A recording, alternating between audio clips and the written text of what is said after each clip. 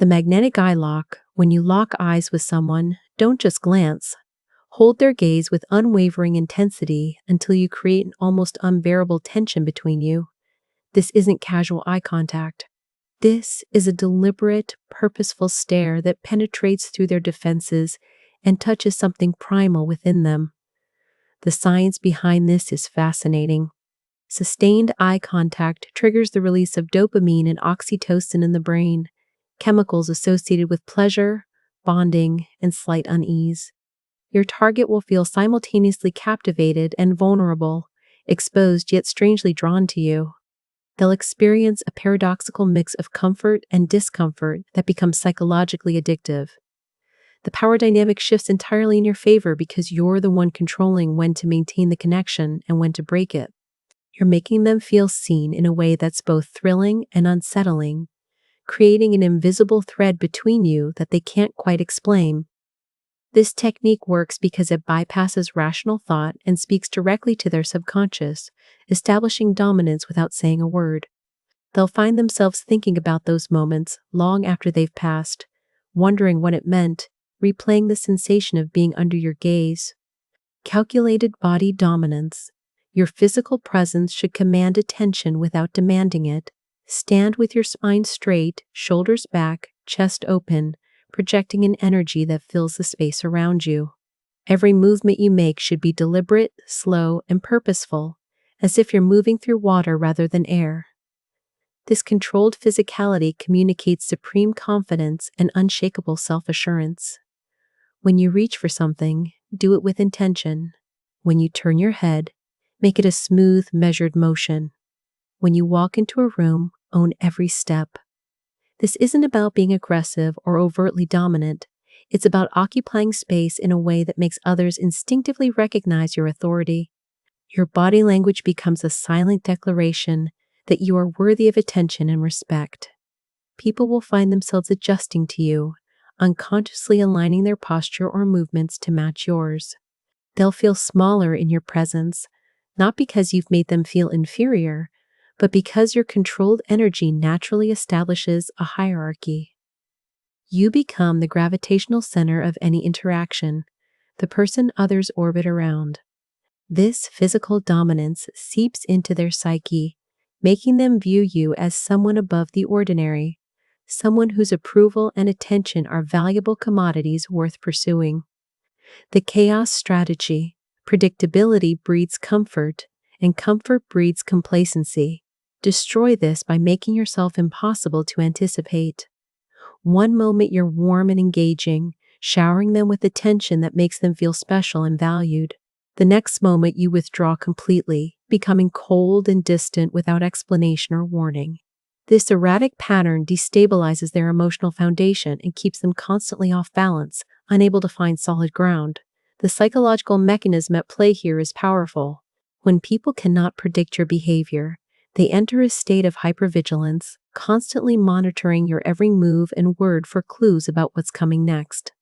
This mental preoccupation means you're living rent-free in their head, consuming their thoughts even when you're not present. They become emotionally dependent on trying to decode you, to find the pattern, to gain some sense of control over the chaos you've introduced into their world. You speak in contradictions. Your tone shifts from soothing to harsh without transition. Your energy oscillates between inviting and rejecting. This creates deep psychological tension because their mind desperately seeks patterns and consistency, but you deny them both. They begin to fear abandonment, fear being left out, fear never truly understanding you, and in that fear, they become increasingly invested in you, willing to do almost anything to stabilize the emotional chaos you've created. The mystery architecture. Reveal yourself in fragments, never in full. Share carefully selected pieces of your story, your thoughts, your past, but always leave massive gaps that their imagination will rush to fill. When they ask direct questions, answer with ambiguity or redirect the conversation. When they think they're getting closer to understanding you, pull back the curtain just enough to show there are countless more layers they haven't even glimpsed. This creates an insatiable hunger in their psyche. Humans are hardwired to seek closure and understanding, And when you deliberately withhold both, you become an obsession. They'll spend hours analyzing your words, replaying conversations, searching for hidden meanings and clues about who you really are. Each small revelation you offer becomes a treasure they cherish, making them crave more with increasing desperation. The contradiction in your personality should be deliberate and noticeable. You might be philosophical one moment and dismissive of deep thought the next. You could show vulnerability briefly, then snap back to impenetrable strength. These inconsistencies aren't flaws in your strategy. They're the entire point. People want to solve puzzles, and you've turned yourself into the most captivating puzzle they've ever encountered. The closer they think they're getting to solving you, the more complex you reveal yourself to be. They become trapped in an endless pursuit of understanding someone who will always remain just beyond their grasp. Strategic mirroring. Watch them carefully and subtly reflect their body language, speech patterns, and energy back to them with a slight delay. When they lean forward, you lean forward moments later. When they cross their legs, you do the same after a beat. When they use specific phrases or speaking rhythms, you incorporate similar patterns into your own speech. This creates a subconscious sense of familiarity and connection that bypasses their rational mind entirely. The brain is wired to trust people who are similar to us, who reflect our own behaviors back to us. This is an evolutionary mechanism that helped our ancestors identify members of their tribe. When you mirror someone, you're hijacking this ancient programming, making them feel like you're one of them, like you understand them on a fundamental level. They won't consciously notice what you're doing if you execute it properly, but they'll feel inexplicably comfortable around you, inexplicably drawn to you. The key is subtlety and variation. If you mirror too obviously or too consistently, it becomes creepy and transparent. But when done with finesse, it creates an invisible bond. They begin to feel that you see them, that you get them in a way others don't. This false sense of deep connection makes them lower their guard, trust you more readily, and become emotionally vulnerable in your presence. You're essentially creating a hall of mirrors where they see themselves reflected in you, making it impossible for them to separate their feelings about themselves from their feelings about you. Weaponized silence. Master the art of the pause. After making a significant statement or asking a pointed question, simply stop talking and let the silence expand between you. Don't rush to fill it. Don't feel uncomfortable. Just hold the space and watch as the weight of the quiet presses down on them, forcing them to react. Most people are terrified of silence in conversation and will scramble to break it, often revealing far more than they intended in their discomfort. The longer you maintain silence after saying something important, the more that statement reverberates in their mind, gaining weight and significance with each passing second. Your words become heavier, more meaningful, more impossible to dismiss.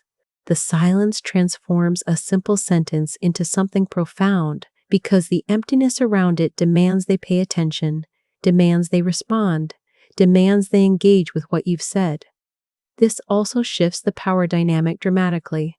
The person who is comfortable with silence is the person in control. By refusing to rescue them from the uncomfortable void, you force them into a reactive state where they're working to please you, to gain your approval, to end the tension. They'll expose their insecurities, offer more information than necessary, and ultimately give you ammunition you can use later. Silence becomes your weapon, your shield, and your crown. The unspoken carries more power than volumes of words ever could. Deliberate tempo control. Slow down everything. Your speech, your movements, your reactions. When you speak, let each word hang in the air for a moment before moving to the next. When you respond to a question, pause first as if considering something profound. When you move through space, do it with measured, unhurried grace. This creates a hypnotic rhythm that draws people in and makes every interaction feel weighted with importance. Speaking slowly builds anticipation with every sentence.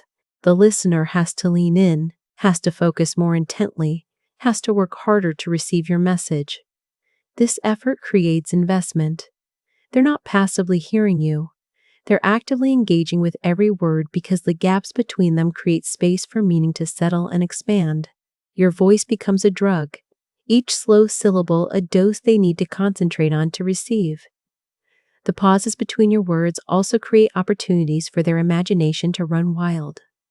In those brief silences, they're already constructing possible endings to your sentences, possible meanings behind your thoughts. When you finally complete your statement, it either confirms or subverts their expectations, creating an emotional response either way. You're conducting their emotional state through rhythm and tempo. Moreover, this controlled pace signals supreme confidence. People who speak quickly often do so from nervousness or a need to fill space. People who speak slowly do so because they know their words are worth waiting for. You're communicating without stating it directly that you are valuable, that your thoughts matter, that they should feel privileged to receive your carefully measured attention. Calculated vulnerability. Choose specific moments to reveal a carefully selected weakness, fear, or past hurt. Make it feel spontaneous and genuine, as if they've caught you in a rare moment of openness. Share just enough to create intimacy, but never so much that you lose your mystique or power. This calculated exposure of vulnerability is a trap disguised as trust. When you show them a glimpse of your pain or uncertainty, their protective instincts activate. They feel special because they believe they're seeing the real you, the version you don't show to others. This creates a powerful emotional bond because they think they've been granted exclusive access to your inner world. They feel needed, valued, and connected to you in a way that seems unique and profound. The manipulation lies in the control. You're not actually vulnerable. You're performing vulnerability. You've chosen what to reveal, when to reveal it, and how much to share. You remain in complete control while they believe they're witnessing something raw and unguarded. This false intimacy makes them invest emotionally while you maintain all the power. The moment after you've shared this vulnerability, you must pull back. Return to your usual guarded self, making them wonder if they imagine that moment of openness. This creates a craving. They'll desperately want to see that vulnerable side again, to recapture that feeling of closeness, but you've made it scarce and unpredictable. They'll work harder, try more intensely, and invest more deeply just to glimpse that version of you again. The tactile escalation, touch, is a primal language that speaks directly to the nervous system, bypassing logic and reason. Start with the smallest, most innocent touches and gradually escalate in a way that feels natural but is actually carefully orchestrated. A brief brush of your hand against theirs when reaching for something. A light touch on the forearm to emphasize a point during conversation. A guiding hand on the small of their back as you move through a doorway. Each touch should be fleeting enough to seem accidental or casual, yet deliberate enough to register in their consciousness. These micro-touches create accumulating tension. Each one sends a small electrical signal through their body, releasing oxytocin and creating a sense of bonding and trust. But because each touch is brief and ambiguous, they're left wondering if it meant something, if you're interested, if there's intention behind the contact. This uncertainty combined with the physical sensations creates an addictive cocktail of excitement and confusion. As you slowly increase the frequency and duration of these touches over time, you're essentially conditioning them to crave your physical presence. Their body begins to associate being near you with pleasant sensations and the possibility of more contact. They find themselves unconsciously positioning themselves closer to you, creating opportunities for touch, becoming hyper-aware of the space between your bodies. The beauty of this technique is its deniability. If questioned, each touch was innocent. But cumulatively, you've created a web of physical tension and desire that has them thinking about your hands, your proximity, your potential in ways they might not even consciously recognize. Exploiting insecurities. Everyone carries hidden doubts about themselves. Your job is to identify these weak points and subtly press on them without being overtly cruel or obvious. Listen carefully to how they talk about themselves, what they're defensive about, what they overcompensate for. These are the cracks in their armor. Once you've mapped their insecurities, introduce subtle doubt through seemingly innocent comments or observations. If they're insecure about their intelligence, make casual references to complex topics they're unfamiliar with, then act surprised they don't know about them. If they're worried about their appearance, offer compliments that contain hidden barbs or comparisons to others. The key is maintaining plausible deniability while landing psychological blows that accumulate over time. This creates a dependency dynamic where they constantly seek your validation to counter the doubt you've planted. You become the authority on their worth because you're the one who's made them question it. They'll work desperately to prove themselves to you, to earn your approval, to demonstrate they're not the inadequate person you've subtly suggested they might be. The cruelty of this technique is that it makes them complicit in their own manipulation. They blame themselves for their insecurity rather than recognizing you're the one cultivating it. They think if they just try harder, become better, prove themselves more thoroughly, they'll finally earn the unqualified approval you keep just out of reach. But you never give it fully because their hunger for your validation is what keeps them hooked. The name weapon? Use their name with strategic frequency that feels just slightly more than normal conversation would warrant. The sound of one's own name activates the brain differently than any other word. It's neurologically hardwired to capture attention and create a sense of personal connection. When you pepper your conversation with their name, you're essentially creating anchors that tie their identity to you. Each time they hear you say their name, it reinforces the idea that you see them specifically, that you're focused on them as an individual rather than as just another person. This feels intimate and creates a sense of being valued. But you're also conditioning them. Their name becomes associated with your voice, your presence, your attention. Over time, they may find themselves thinking of you when they hear their own name in other contexts. The repetition creates a psychological link between their sense of self and your influence. You're weaving yourself into their identity. The strategic element comes in varying the tone and context in which you use their name. Sometimes say it with warmth and affection. Sometimes with seriousness or intensity. Sometimes drop it into sentences where it's not grammatically necessary. This unpredictable pattern keeps them alert to when you'll say it next, creating anticipation. They begin to listen more carefully to everything you say, waiting for that moment when you'll use their name again, when you'll acknowledge their existence in that personal way. You're not just addressing them, you're claiming them, marking them as someone who belongs in your sphere of influence. Confident restraint. Project absolute confidence in yourself without ever tipping into arrogance or the need to prove yourself. This is the difference between a king and a pretender. A king doesn't need to announce his status, it radiates from him naturally. You carry yourself with the certainty that you belong in any space you occupy, that your worth is self-evident, that you have nothing to prove to anyone. This quiet assurance is magnetic because it's so rare. When you demonstrate this balanced confidence, you make others want to be close to you, to bask in that energy, to understand what gives you such unshakable self-belief. They're drawn to the stability you represent in a world where most people are desperately seeking external validation. You become a gravitational center because you're not reaching outward for approval. You contain it within yourself. The restraint is crucial. If you cross into arrogance, you repel people and appear insecure in a different way, as if you need to convince others of your value because you doubt it yourself. But when you simply exist with calm certainty, never needing to boast or diminish others, never seeking the spotlight yet somehow naturally occupying it, you become irresistible. People interpret this as evidence that you have something they lack, some secret knowledge or inner strength they want to access. They'll seek your approval precisely because you don't seem to need theirs. They'll work to impress you because you don't appear impressed by typical displays. Your confidence becomes the standard they measure themselves against, and they'll constantly fall short in their own minds, making them crave your validation even more intensely. The approval withdrawal. Give them a taste of your approval, your validation, your acknowledgement. Let them feel what it's like to be seen and appreciated by you. Then gradually become harder to please. Raise your standards subtly. Become more critical or simply more indifferent. What once earned your praise now barely registers. This shift creates panic in them because they've already become accustomed to your approval and have begun to measure their worth against your reactions. The psychological mechanism here is the variable reward schedule, the same principle that makes gambling addictive.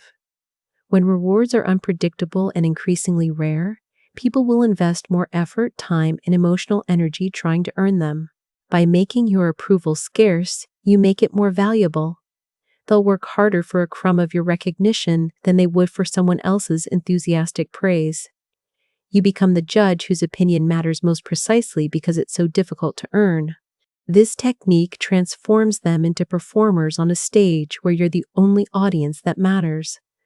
They'll modify their behavior, their appearance, their opinions, trying to crack the code of what will earn your favor. They become hyper-focused on your reactions, analyzing every response or lack thereof for clues about how to please you.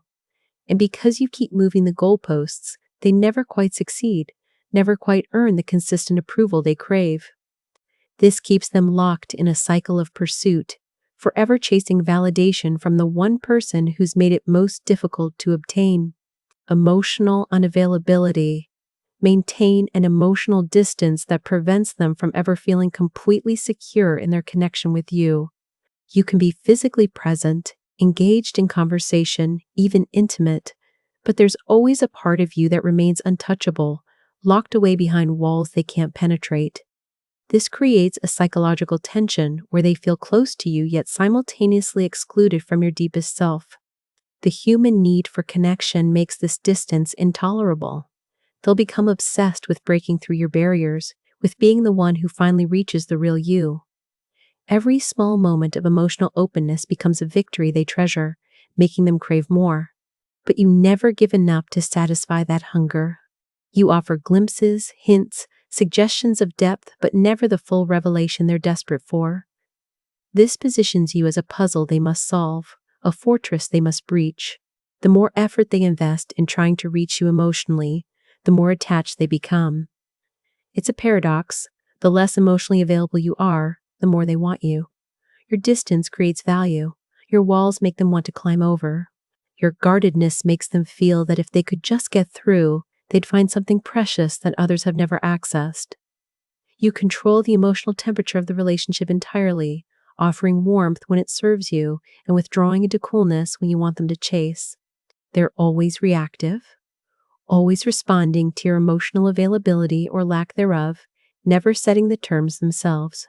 Emotional oscillation. Create dramatic swings between emotional highs and lows, between warmth and coldness, between presence and absence. One day you're attentive, affectionate, making them feel cherished and important. The next day you're distant, distracted, barely acknowledging their existence. This pattern creates an addiction to the highs because the lows make them so desperately uncomfortable. When you're warm and present, they feel relief, joy, validation. These moments become peak experiences they'll desperately try to recreate.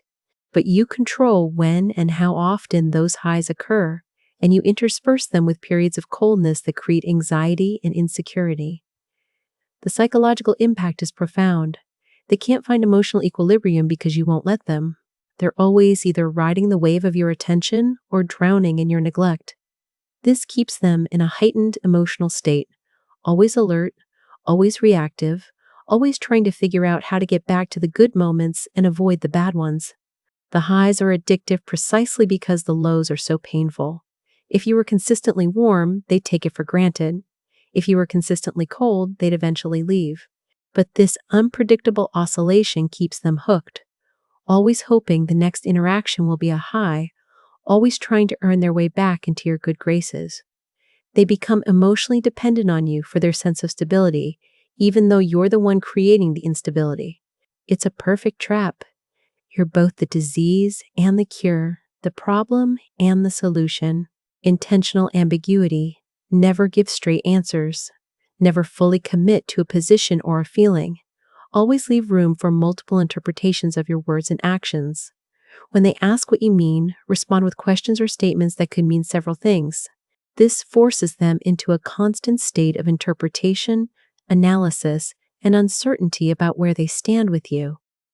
The human mind craves certainty and will work tirelessly to find it. By denying them this, you keep them mentally engaged with you even when you're not present. They'll replay conversations in their minds, analyzing every word for hidden meaning. They'll discuss you with friends, trying to decode your intentions. They'll obsess over the smallest gestures, looking for clues. All of this mental energy directed at you makes you the center of their psychological world. Ambiguity also gives you complete deniability and flexibility. If they confront you about something, you can always claim they misunderstood, that you meant something different, that they're reading too much into things. You're never pinned down to a specific meaning or intention, which means you're never truly accountable. This creates frustration in them, but also a strange kind of excitement. The uncertainty keeps things feeling fresh, unpredictable, charged with possibility. They never know exactly what's happening between you, which paradoxically keeps them more engaged than if everything were clear. The ambiguity itself becomes part of your appeal, making you seem deeper, more complex, more worthy of the mental effort they're investing in trying to understand you. The Elusive Prize. Position yourself as someone who is inherently difficult to attain, not through overt rejection, but through selective availability and apparent demand from others. You're busy, you're sought after, you have options. This isn't something you need to say directly. It's communicated through your actions and the way you allocate your time and attention. When you finally do make time for them, it feels like a victory, like they've won something valuable. This scarcity principle is fundamental to human psychology. Things that are rare or hard to obtain are perceived as more valuable than things that are readily available. By making yourself scarce, by being selective about when and how you engage, you exponentially increase your perceived value in their eyes. They begin to see time with you as a prize to be earned, an opportunity to be grateful for. The constant low-level anxiety about losing access to you keeps them invested and compliant. They won't risk behaviors that might result in you withdrawing completely. They'll work to please you, to maintain their position as someone you choose to spend time with. The threat of your absence becomes a powerful motivator that shapes their behavior without you ever having to issue explicit demands or ultimatums. Your elusiveness also creates social proof. When others perceive that you're in demand, it reinforces their own attraction to you. If you're hard to pin down, there must be a good reason. If others want your time, you must be worth wanting. This creates a feedback loop, where your apparent value increases their desire, which in turn makes you genuinely more valuable in the social marketplace. Intellectual sparring. Engage them in conversations that challenge their thinking, that push them to defend their positions and question their assumptions. Don't accept surface-level answers. Push deeper with follow-up questions that reveal the limits of their knowledge or the inconsistencies in their logic. This isn't about humiliating them, but about creating a dynamic where they feel they need to prove themselves intellectually to earn your respect. The psychological effect is powerful. They begin to associate you with intellectual stimulation and growth, even if that growth comes through discomfort. They'll want to impress you with their insights, to demonstrate they can keep up with your mental agility, to prove they're worthy of engaging with you on this level.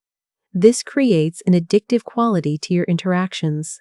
Conversations with you become challenges they want to rise to. By consistently pushing them intellectually, you also position yourself as superior in their mental hierarchy. You're the standard they measure themselves against.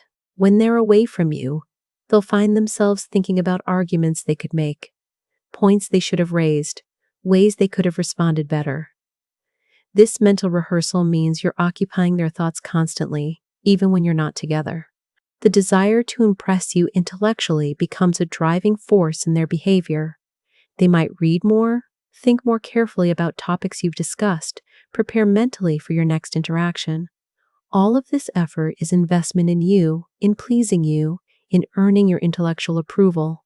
And because intellectual respect feels more earned and meaningful than simple physical attraction, they value your approval even more highly. Attention is currency. Make them work for every moment of your attention. Don't give it freely or consistently. Let them earn it through their behavior, their effort, their investment in you. When they please you, reward them with your focus. When they disappoint you, or simply when you choose to, withdraw it completely. This operant conditioning creates a powerful behavioral modification system where you're training them like Pavlov trained his dogs. The basic human need for attention and recognition is profound. From infancy, we crave being seen and acknowledged by others. By controlling this fundamental need, you control them. Your attention becomes the most valuable commodity in their world because you've made it scarce and contingent on their behavior. They learn that to receive your gaze, your time, your acknowledgement, they must perform to your standards. This creates a dynamic where they're constantly auditioning for you, constantly trying to do or be whatever will earn your attention. They monitor their own behavior through the lens of what might please you. They modify themselves to fit the mold of someone who deserves your focus. And because you're inconsistent in your rewards, never fully predictable, they have to keep trying, keep performing, keep hoping. The withdrawal of attention is particularly powerful. When you stop responding to messages, stop making eye contact, stop engaging with their attempts at conversation, it creates a panic in them. They'll analyze what they did wrong, how they lost your interest, what they need to change to get it back. This gives you enormous power over their self-esteem and behavior without ever having to issue direct commands. The Riddle Speaker. Communicate in ways that require interpretation. Use metaphors, analogies, oblique references that point toward meaning without stating it directly. Make them work to understand you, to decode what you're really saying beneath the surface of your words.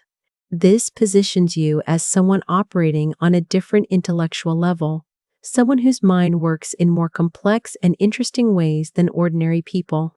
When people have to work to understand something, they value it more highly once they think they've grasped it.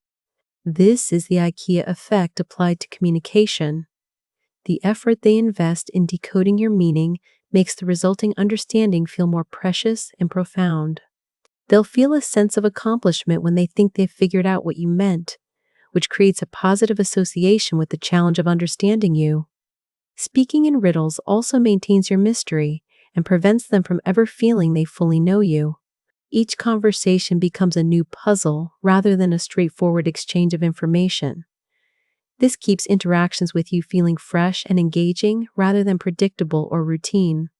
They'll look forward to talking with you because it provides mental stimulation and the thrill of solving challenges. Moreover, this style of communication gives you plausible deniability. If they interpret your words in a way you don't like, you can always claim they misunderstood, that the meaning was something else entirely.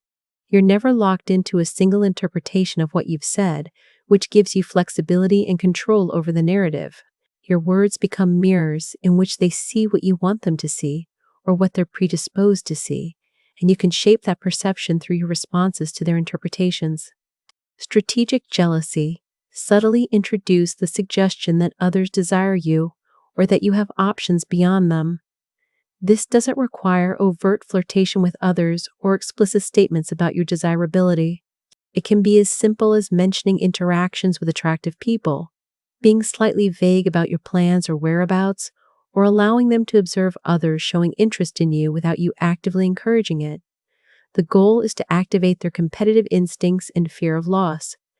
Jealousy is a primal emotion that can cloud rational thought and drive desperate behavior. When they feel the threat of competition, their desire for you intensifies. You become more valuable in their eyes because they perceive that others recognize your worth. The possibility of losing you to someone else creates urgency and makes them more willing to invest, compromise, or tolerate behavior they might otherwise reject. This technique also keeps them in a state of insecurity about their position with you. They're never quite sure they've secured you, never quite confident they're enough to keep your interest. This insecurity makes them work harder to please you, to demonstrate their value, to prove they're the one you should choose. They become hyper-alert to any signs of your attention drifting elsewhere, which means they're constantly monitoring you, constantly focused on you. The key is calibration. Too much jealousy can backfire, causing them to retreat or become hostile. But the right amount creates productive anxiety that motivates them to pursue you more aggressively, while also making moments when you give them exclusive attention feel more valuable because they know it could go elsewhere. Disarming Humor. Use wit and humor strategically to lower defenses and create rapport, then slip in manipulations beneath the cover of laughter and lightness. When people are laughing and enjoying themselves, their critical thinking decreases and their guard drops. They're in a receptive state where they're more likely to accept suggestions, overlook red flags, or bond with you emotionally without their usual filters engaged. Humor creates a positive emotional association with your presence. They link feeling good with being around you, which makes them seek out your company, but you're also using these moments of levity to accomplish deeper objectives. During playful banter, you can deliver criticism that would sting if said seriously. You can make observations about their weaknesses that they laugh off in the moment but internalize later. You can establish frames and precedents that serve your interests while disguising them as jokes. The shared laughter also creates a sense of intimacy and insider status. Inside jokes, references only the two of you understand, funny observations about others. These all build a feeling of special connection, of being on the same team. This bonds them to you while simultaneously positioning others as outsiders. You're creating an us versus them dynamic, where you're the only one who truly gets them, who shares their sense of humor, who makes them feel this way. Moreover, being the source of their laughter gives you a form of emotional power. You control when they feel light, amused, entertained, and by extension, your withdrawal of that humor becomes noticeable and creates an absence they'll want to fill. They'll work to make you laugh in return, to re-establish that playful dynamic, giving you yet another avenue of control through their desire to please you and recreate positive interactions. The listening trap. Let them talk. Ask questions and appear deeply interested in their responses. Give them the space to fill silence with their thoughts, feelings, stories, and confessions. Most people are so starved for genuine listening that they'll open up far more than they should when they encounter someone who seems truly interested. What they don't realize is that you're not just being a good listener, you're gathering intelligence. Every story they tell reveals values, insecurities, desires, fears, and pressure points you can use later. Every confession gives you leverage. Every detail about their past, their relationships, their disappointments becomes ammunition you're stockpiling. And while they feel heard and validated, you're learning exactly how to manipulate them more effectively. The beauty of this technique is that it positions you as empathetic and caring in their mind. They associate you with feeling understood and valued. This creates trust and emotional intimacy from their perspective while you remain detached and analytical, processing everything through the lens of how it can serve your purposes. They're revealing themselves while you remain hidden, which is a fundamental power imbalance. Additionally, by doing most of the listening, you control the flow of information. You reveal little while they reveal much. This maintains your mystery while eliminating theirs. You're learning their operating system, understanding what makes them tick while they're left still guessing about you. The asymmetry of knowledge is the asymmetry of power. They've given you the map to their psyche while you remain uncharted territory to them. The control illusion. Make them believe they're the ones in control, that they're making their own decisions, that they have agency in the relationship. But you're actually structuring their choices in ways that serve your interests. You offer options that you've pre-selected. You ask questions that guide them toward conclusions you want them to reach.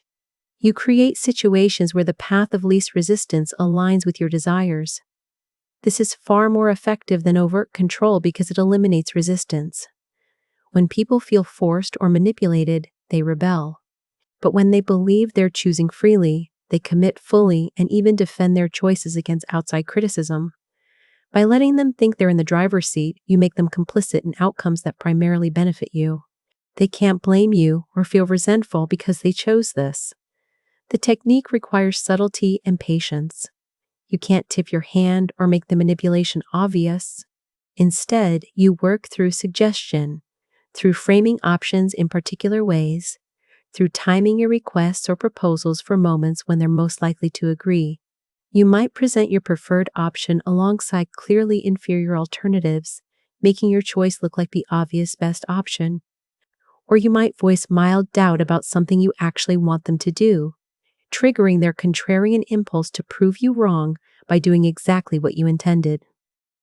The psychological satisfaction they get from feeling autonomous becomes part of your control mechanism. They invest more heavily in decisions they believe they made freely.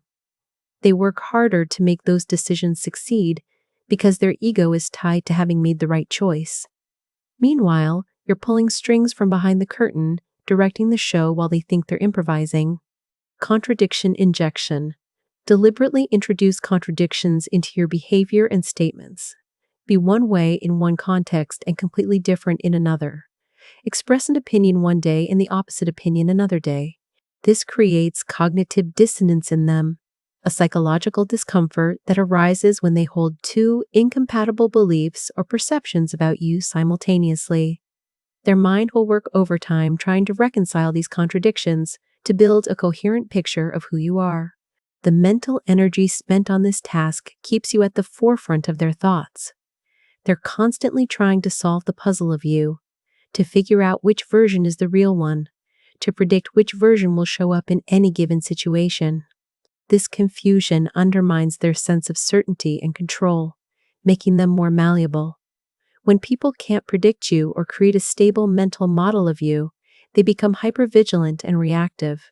They're always off balance, always adjusting, always trying to calibrate their responses to match your current state.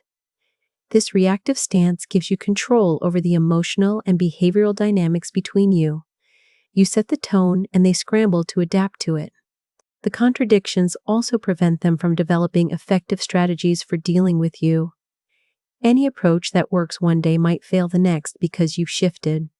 This unpredictability keeps them from gaining confidence in their interactions with you, maintaining a power differential where you're always a step ahead, always surprising them, always resetting the game before they've learned the rules. Perpetual hunger. Never fully satisfy their need for your presence, attention, or affection. Always end interactions slightly before they're ready. Always leave them wanting a little more. Pull away just as things are getting good, just as the connection is deepening, just as they're settling into comfort. This creates a perpetual state of hunger where they're always chasing the next interaction, the next moment with you, the next taste of what they crave. The psychological principle at work is the Zeigarnik effect, which shows that people remember incomplete or interrupted tasks better than completed ones. By constantly leaving things unfinished between you, you ensure they can't stop thinking about you. The unresolved tension, the incomplete satisfaction, the dangling threads of conversation or connection. All of these create mental loops that keep running in their mind, always bringing them back to thoughts of you. This technique also leverages the concept of peak-end rule. People judge experiences largely based on how they felt at the most intense moment and at the end. By ensuring your interactions end on a high note, but before satisfaction is complete, you maximize positive memory of the interaction while maintaining forward momentum. They remember it fondly, but with a sense of wanting more, which drives them to seek the next encounter. The hunger you create becomes self-sustaining. The more they want you, the more they think about you. The more they think about you, the more they want you. You've created an addiction where you're the only source of the fix, and you control the supply, doling it out in doses calculated to maintain their dependence without ever allowing them to reach satiation. Primal Activation. Tap into basic instincts and desires that exist below the level of conscious thought. Use subtle cues that trigger evolutionary responses. Physical proximity that suggests intimacy without being overt. Scent and appearance that signal health and desirability. Displays of competence or resources that trigger ancient mate selection criteria. Vocal tones and body language that communicate confidence and genetic fitness. These biological triggers bypass rational evaluation. People respond to them before they can think about why they're responding. By consciously activating these primal circuits while others remain unaware of what's affecting them, you create attraction and desire that feels spontaneous and genuine to them, but is actually carefully engineered by you. The power of this approach is its invisibility. They can't defend against or resist programming that's millions of years old and operates below conscious awareness. They simply find themselves drawn to you, wanting you, thinking about you in ways they might not fully understand or be able to articulate. And because they can't identify the specific causes of their attraction, they attribute it to chemistry or fate or compatibility, making it feel more profound and inevitable. You're also speaking a language that transcends culture, education, and individual personality. These primal responses are nearly universal. While people differ in countless ways, the basic architecture of human attraction and desire is largely shared. By targeting these fundamental levels of human psychology and biology, you ensure your manipulations will work on almost anyone, regardless of their individual characteristics or conscious preferences. World absorption. Gradually draw them into your world, your interests, your social circle, your way of seeing and being. Do this so smoothly that they don't notice they're leaving their own world behind. Share your passions in ways that make them curious.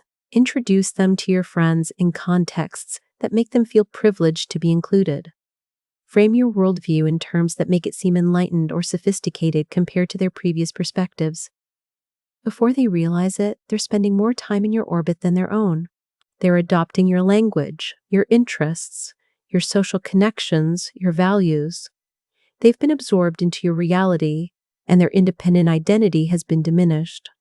This is particularly effective because humans are social creatures who take on characteristics of those they spend time with.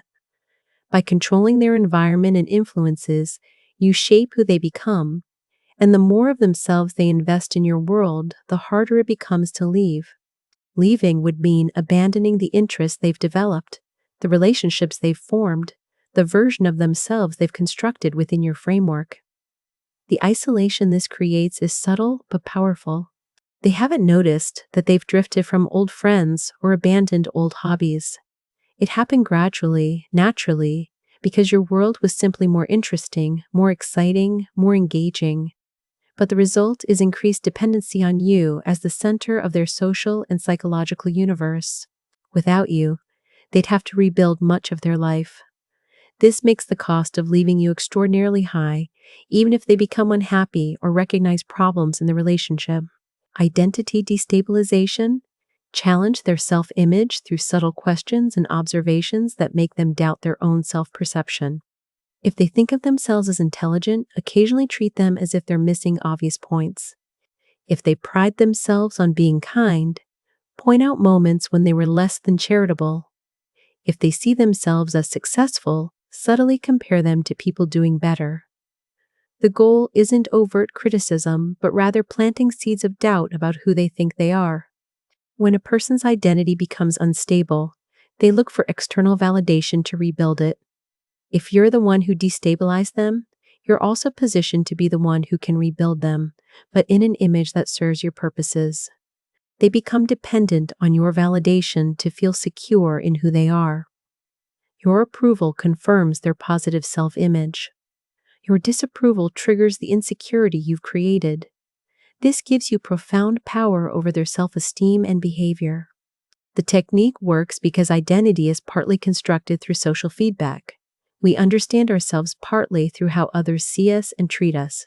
By controlling the feedback they receive from you, you influence how they see themselves. And because you've made their existing self-image feel uncertain, they're more open to the new identity you're implicitly or explicitly suggesting they should adopt. This is particularly effective if you alternate between challenging their identity and affirming it. The inconsistency keeps them off balance while making moments of affirmation feel more valuable. They'll work to become the person you affirm and avoid being the person you question, effectively letting you sculpt their personality and behavior to your preferences.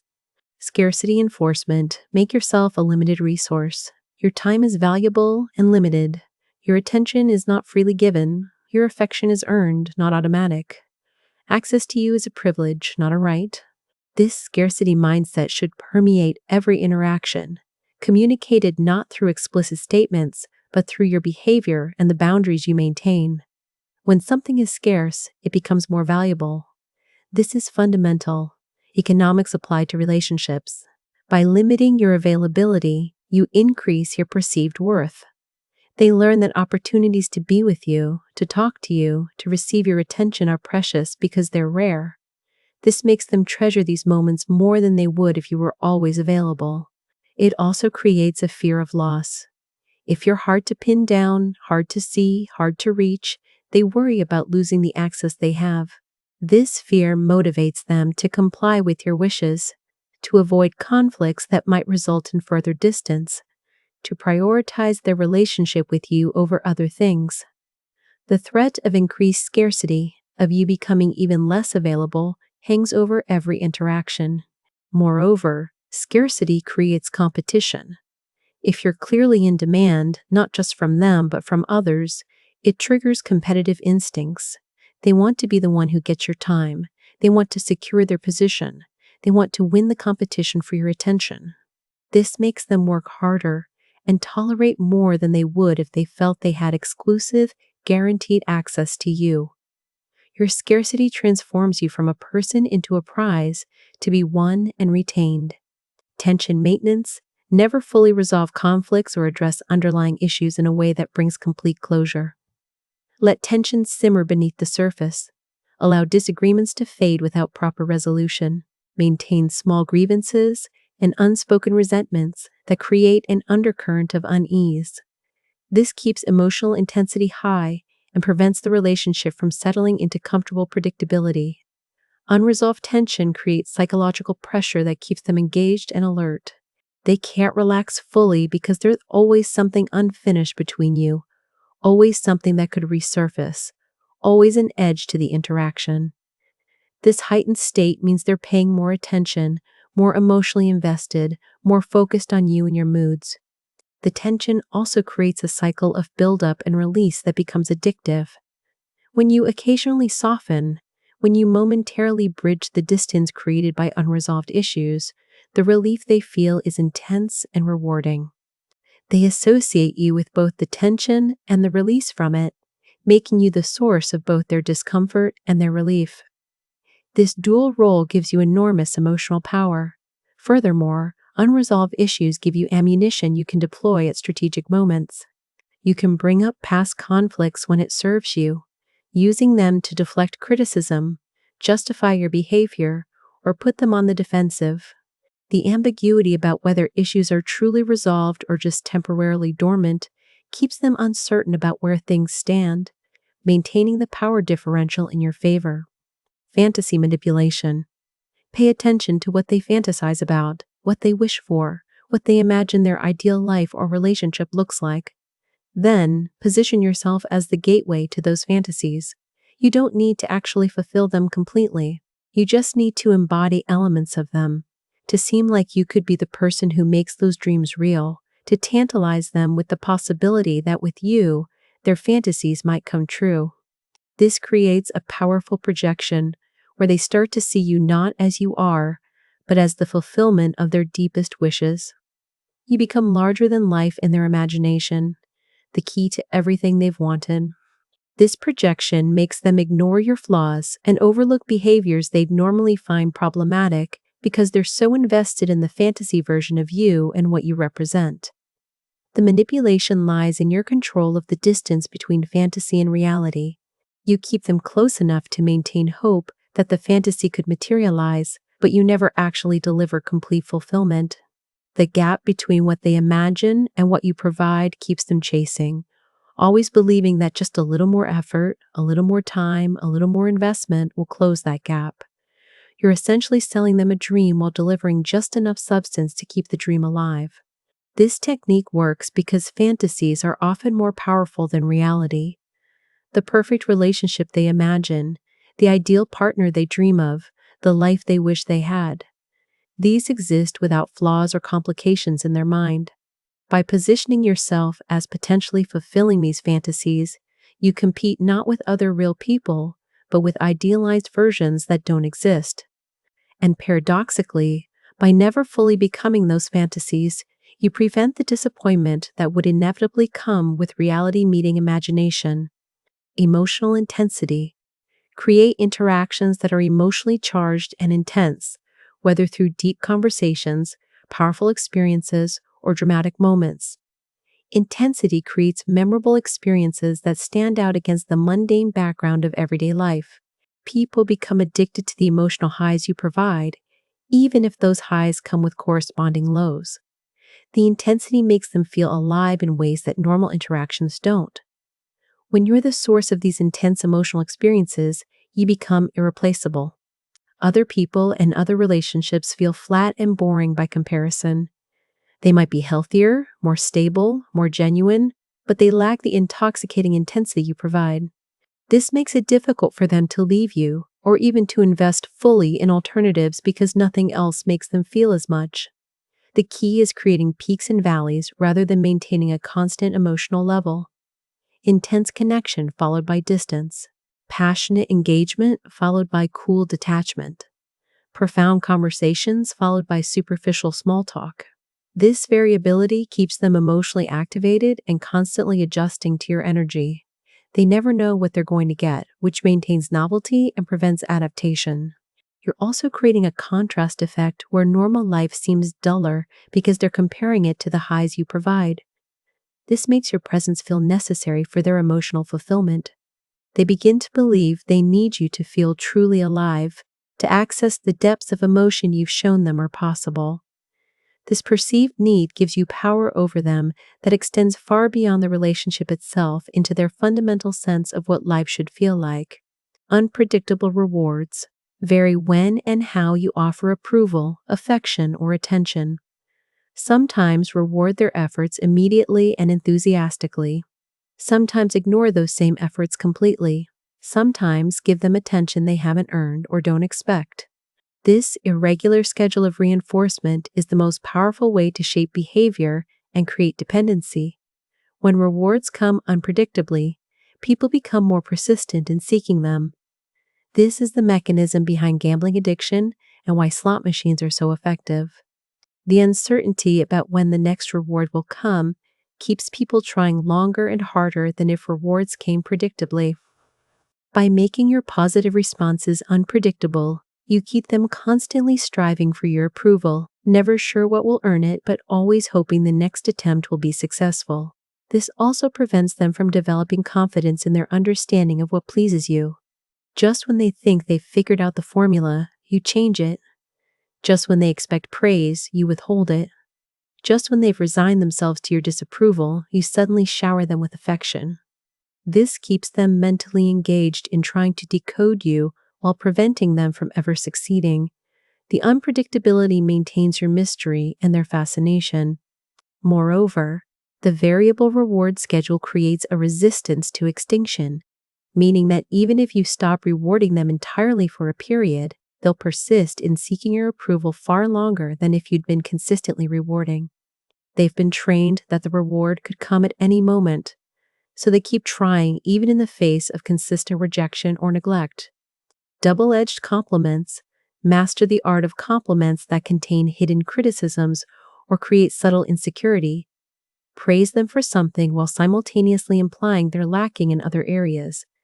Tell them they're interesting for someone with their background.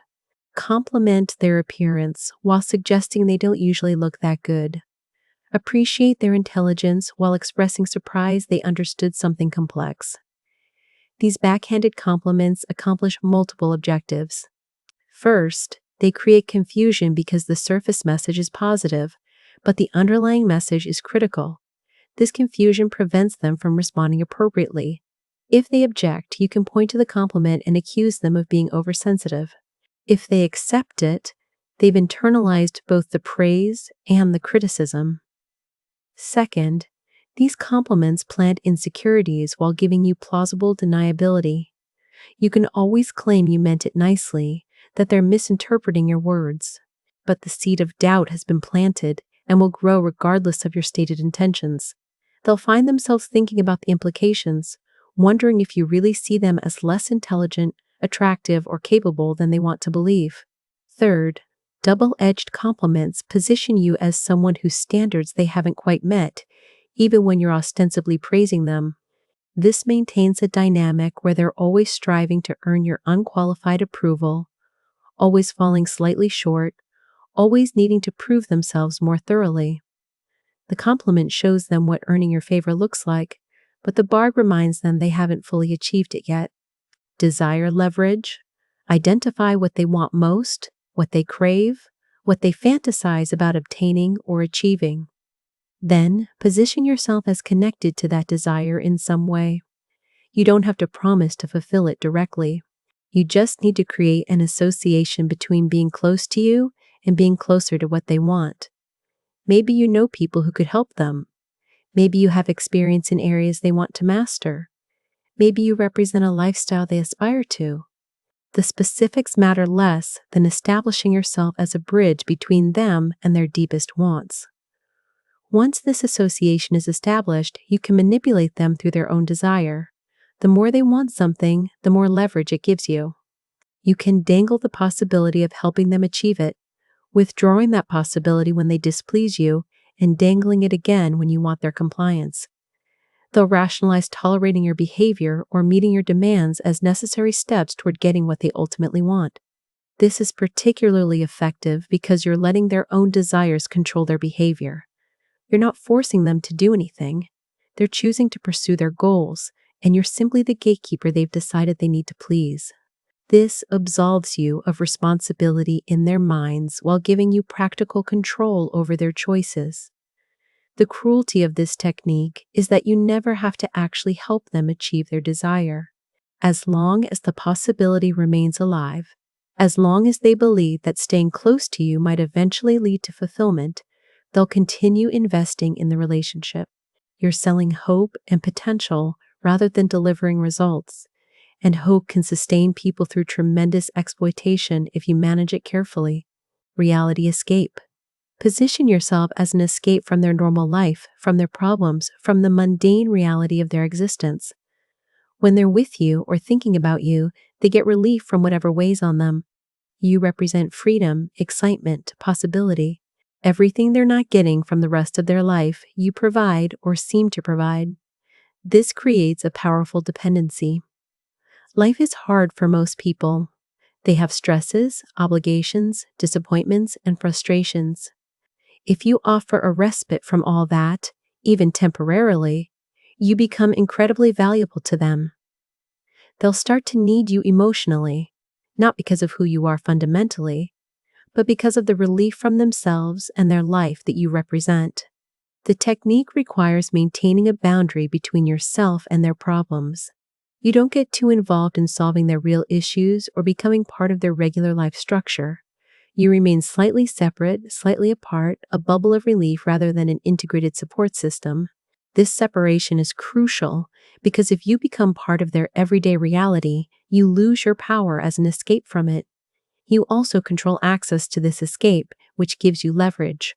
When they please you, you provide the relief they crave. When they don't, you withdraw it, leaving them trapped in the reality they were trying to escape. This punishment is particularly effective because it's the removal of something positive rather than the addition of something negative, making it harder for them to recognize as manipulation. Conversational control. Master the flow of dialogue by determining topics, pacing, and emotional tone. Ask questions that guide discussion in directions you choose.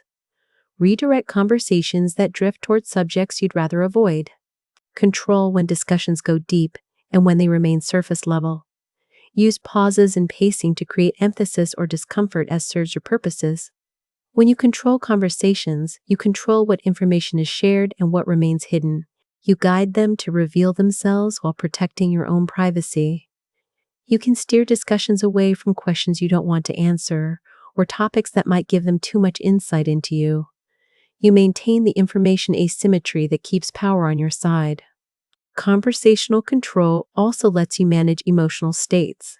You can de-escalate when they're getting too confident or comfortable by introducing an unsettling topic or observation. You can elevate emotions when you want intensity. You can create intimacy through the topics you choose to explore or maintain distance through surface-level banter. The emotional landscape of your interactions is terrain you've designed. Moreover, by controlling conversations, you make them reactive rather than proactive. They're responding to the topics and questions you introduce rather than setting the agenda themselves. This keeps them slightly off balance and always playing catch-up in discussions. They're answering your questions, addressing your observations, following your conversational leads. This subtle pattern establishes a dynamic where you're the director and they're the participant in a script you're writing in real time. Intermittent distance. Alternate between closeness and distance in a pattern irregular enough to be unpredictable. Sometimes you're available and engaged. Sometimes you disappear or become emotionally remote without explanation. This creates anxiety about your availability and makes them treasure moments of closeness because they're aware those moments could end at any time. The psychological mechanism is similar to the unpredictable reward schedule, but applied specifically to your presence and absence. When they can't predict when they'll have access to you, they become more attentive during times you are accessible. They try harder to make the most of these opportunities. They're more compliant and eager to please because they fear the return of your absence. This pattern also prevents them from taking you for granted. If you are consistently present, they'd adapt and stop appreciating your presence as much. But when your presence is intermittent and unpredictable, each return feels like a gift. Each moment of connection feels precious. They don't have the luxury of complacency because they're always aware that you might disappear again. The distance phases serve another purpose. They give you power. When you withdraw, they're left wondering why, what they did wrong, how they can get you back. This wondering keeps you in their thoughts even more than your presence would. They're analyzing your last interactions, questioning their behavior, planning how to win you back. You're living in their head, rent-free, and they're doing all the work of maintaining the obsession themselves. False security trap. Build up their sense of security and trust in the relationship. Make them feel safe and confident in their position with you. Let them lower their defenses and relax into comfort. Then, when they're most vulnerable and trusting, pull away abruptly. This creates a devastating psychological impact because the fall from security to uncertainty is so dramatic. Humans crave stability and predictability in relationships. When you provide this and then suddenly withdraw it, the whiplash effect is profound. They're not just disappointed or sad. They're disoriented and desperate. The security they felt becomes a point of comparison that makes its absence unbearable. They had it, they lost it, and now they'll do almost anything to get it back. The technique works because the contrast creates the pain. If they'd never felt secure, the distance wouldn't hurt as much. But you've shown them what security with you feels like, made them dependent on that feeling, then taken it away. Now they know what they're missing and can measure the current state against the previous one. This makes the current state feel worse than it would in isolation. When you eventually allow them back into security after a period of uncertainty, their gratitude and relief are intense. They appreciate it more than they did originally because they've experienced the loss. This cycle can be repeated, with each iteration training them to fear your withdrawal and treasure your closeness more deeply. They become conditioned to avoid behaviors that might trigger your distance and to eagerly perform behaviors that bring you closer. Competitive dynamics. Create or allow situations where they feel they're competing for your attention, approval, or affection. This might involve giving attention to others in their presence, mentioning other people who are interested in you, or simply making them aware that you have options and aren't dependent on them. The competitive pressure intensifies their desire and effort. When people feel they might lose something to a rival, their attachment and effort intensify dramatically. This is rooted in evolutionary psychology, where mate competition was a survival mechanism. By activating these competitive instincts, you make them fight harder to win and keep your favor. They become more accommodating, more eager to please, more willing to tolerate treatment they might otherwise reject.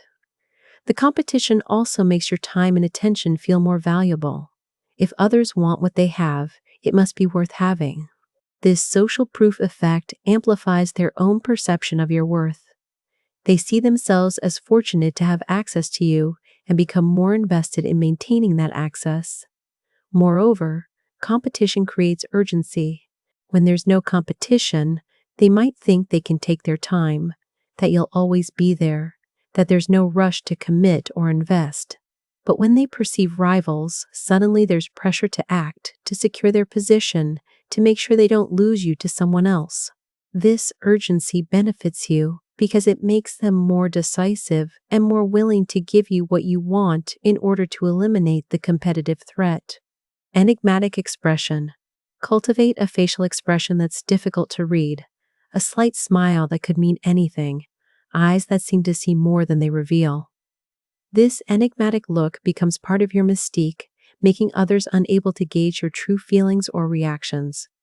They'll study your face for clues, trying to determine if you're pleased, amused, judging, or something else entirely. The ambiguity of your expression keeps them in a state of interpretation. They can't simply read your face and know how you feel or what you think. Instead, they have to guess, to project, to wonder. This uncertainty makes every interaction more charged because they're never quite sure how you're receiving them or what's happening behind your eyes. This technique also gives you a poker face that's useful in many contexts. You don't give away your emotional reactions, which means others can't use your responses to gauge how their words or actions are affecting you. This keeps them off balance and prevents them from developing strategies based on your reactions because they can't reliably read those reactions.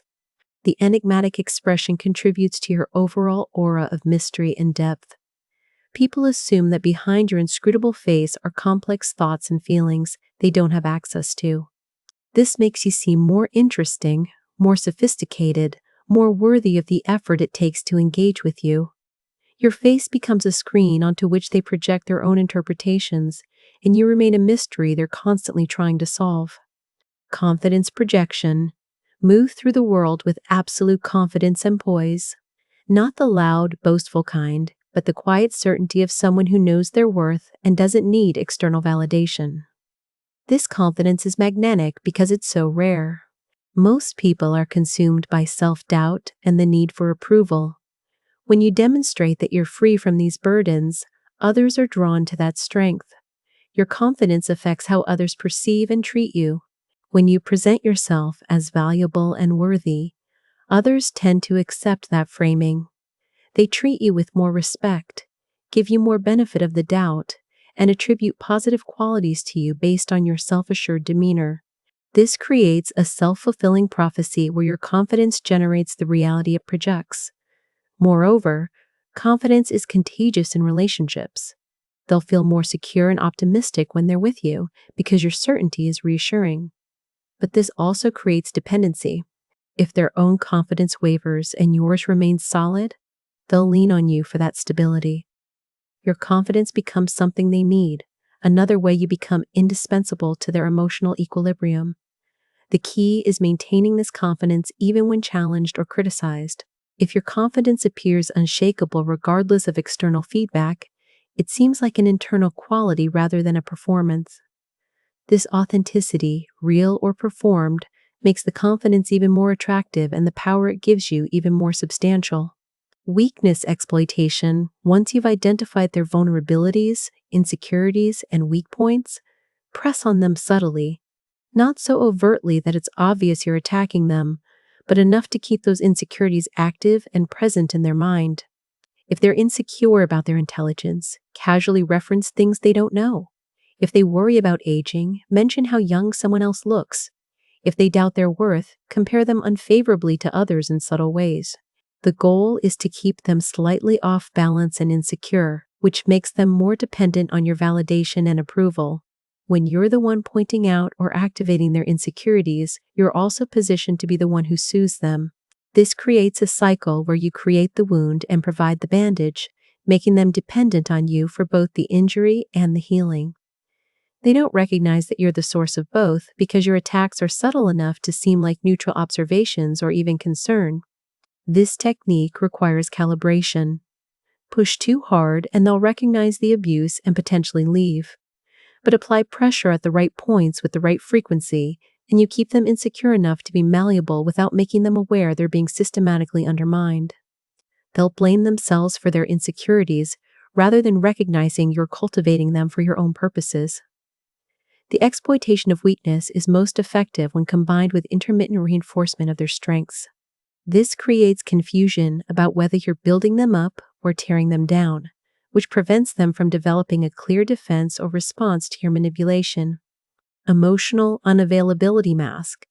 Present yourself as someone with deep emotions and capacity for connection, but keep those emotions perpetually just out of their reach. They can see hints of your emotional depth, glimpses of your capacity for feeling, but they can never fully access it. This creates a powerful drive in them to be the one who breaks through, who reaches your emotional core. The promise of emotional intimacy that's never quite fulfilled is more compelling than either complete emotional availability or total emotional absence. If you were fully open, they'd lose interest once they'd fully known you. If you were completely closed off, they'd eventually give up. But showing them tantalizing glimpses while maintaining walls keeps them perpetually engaged in the pursuit. This technique plays on the human need for emotional connection while frustrating that need in ways that intensify rather than diminish desire. They see you're capable of deep feeling, which means the problem isn't that you can't connect. The problem is that you haven't chosen to connect with them fully yet. This frames the challenge as one they need to overcome, positioning your emotional availability as a prize to be won through sufficient effort, worthiness, or persistence. The emotional unavailability also protects you from genuine vulnerability while creating the appearance of depth. You can maintain your power and control while they exhaust themselves trying to reach something in you that you're consciously withholding. You remain safe and in control while they take all the emotional risks and do all the emotional labor. Emotional extremes. Don't settle for mild emotional responses or moderate interactions. Push conversations and experiences toward emotional extremes, whether intense joy, deep melancholy, passionate anger, or profound connection. These peaks of emotional experience are memorable and addictive in ways that moderate emotional states can never be. When you're the source of extreme emotional experiences, you become irreplaceable. Other people can't compete with the intensity you provide. Their relationships and interactions feel bland and unsatisfying by comparison. This makes it difficult for them to leave you or invest elsewhere because nothing else makes them feel as intensely as you do. The extremes also create a contrast effect that makes normal emotional states feel like deprivation. If they're used to experiencing intense emotions with you, the absence of that intensity feels like something is missing. They begin to crave the emotional peaks you provide, even if those peaks come with corresponding valleys. The intensity becomes the point, and they'll tolerate a lot to maintain access to those extreme experiences. Moreover, extreme emotions impair judgment and rational thought. When someone is in the midst of intense feelings, they make decisions differently than they would in a calm state. By keeping them frequently in extreme emotional states, you keep them making decisions from that compromised position, decisions that often favor your interests over their own long-term well-being. They're reactive and emotional, rather than thoughtful and strategic, which gives you an advantage in shaping outcomes. Attention rationing. Make every moment of your attention feel precious by strictly limiting its availability. Don't respond to every message. Don't always be available to talk. Don't give them unlimited access to your time or focus. Ration your attention carefully, releasing it in measured doses that keep them hungry for more. When attention is abundant, it loses value. But when it's scarce, it becomes a commodity they'll work hard to obtain. By controlling the supply of your attention, you control its value and their desire for it. They learn that opportunities to engage with you are limited and must be seized when available, which makes them more focused and eager during interactions. Attention rationing also establishes clear boundaries that reinforce your value. You're communicating without words that your time is valuable, that you have priorities and options, that access to you is not an automatic right. This frame positions you as high value and them as fortunate when they do receive your attention. The technique works particularly well when combined with unpredictability. If they never know when they'll receive your attention, they become hypervigilant for opportunities. They check their phone constantly for your messages. They make themselves available in case you reach out. They prioritize interactions with you because they don't know when the next opportunity will come. This vigilance keeps you at the center of their attention even when you're not actively engaging with them. Speaking in layers, communicate in ways that have multiple possible meanings, where surface statements hide deeper implications. Say things that seem simple but contain subtle suggestions or implications that work on the subconscious level. This creates a layered communication style where listeners receive messages on multiple levels simultaneously. The surface meaning provides plausible deniability and keeps interactions seeming normal. But the deeper meanings, the implications and suggestions embedded in your words, work on their subconscious mind. They'll find themselves influenced by ideas you never explicitly stated, suggestions you never overtly made. This gives you power while protecting you from accountability. Layered communication also makes you seem more interesting and sophisticated.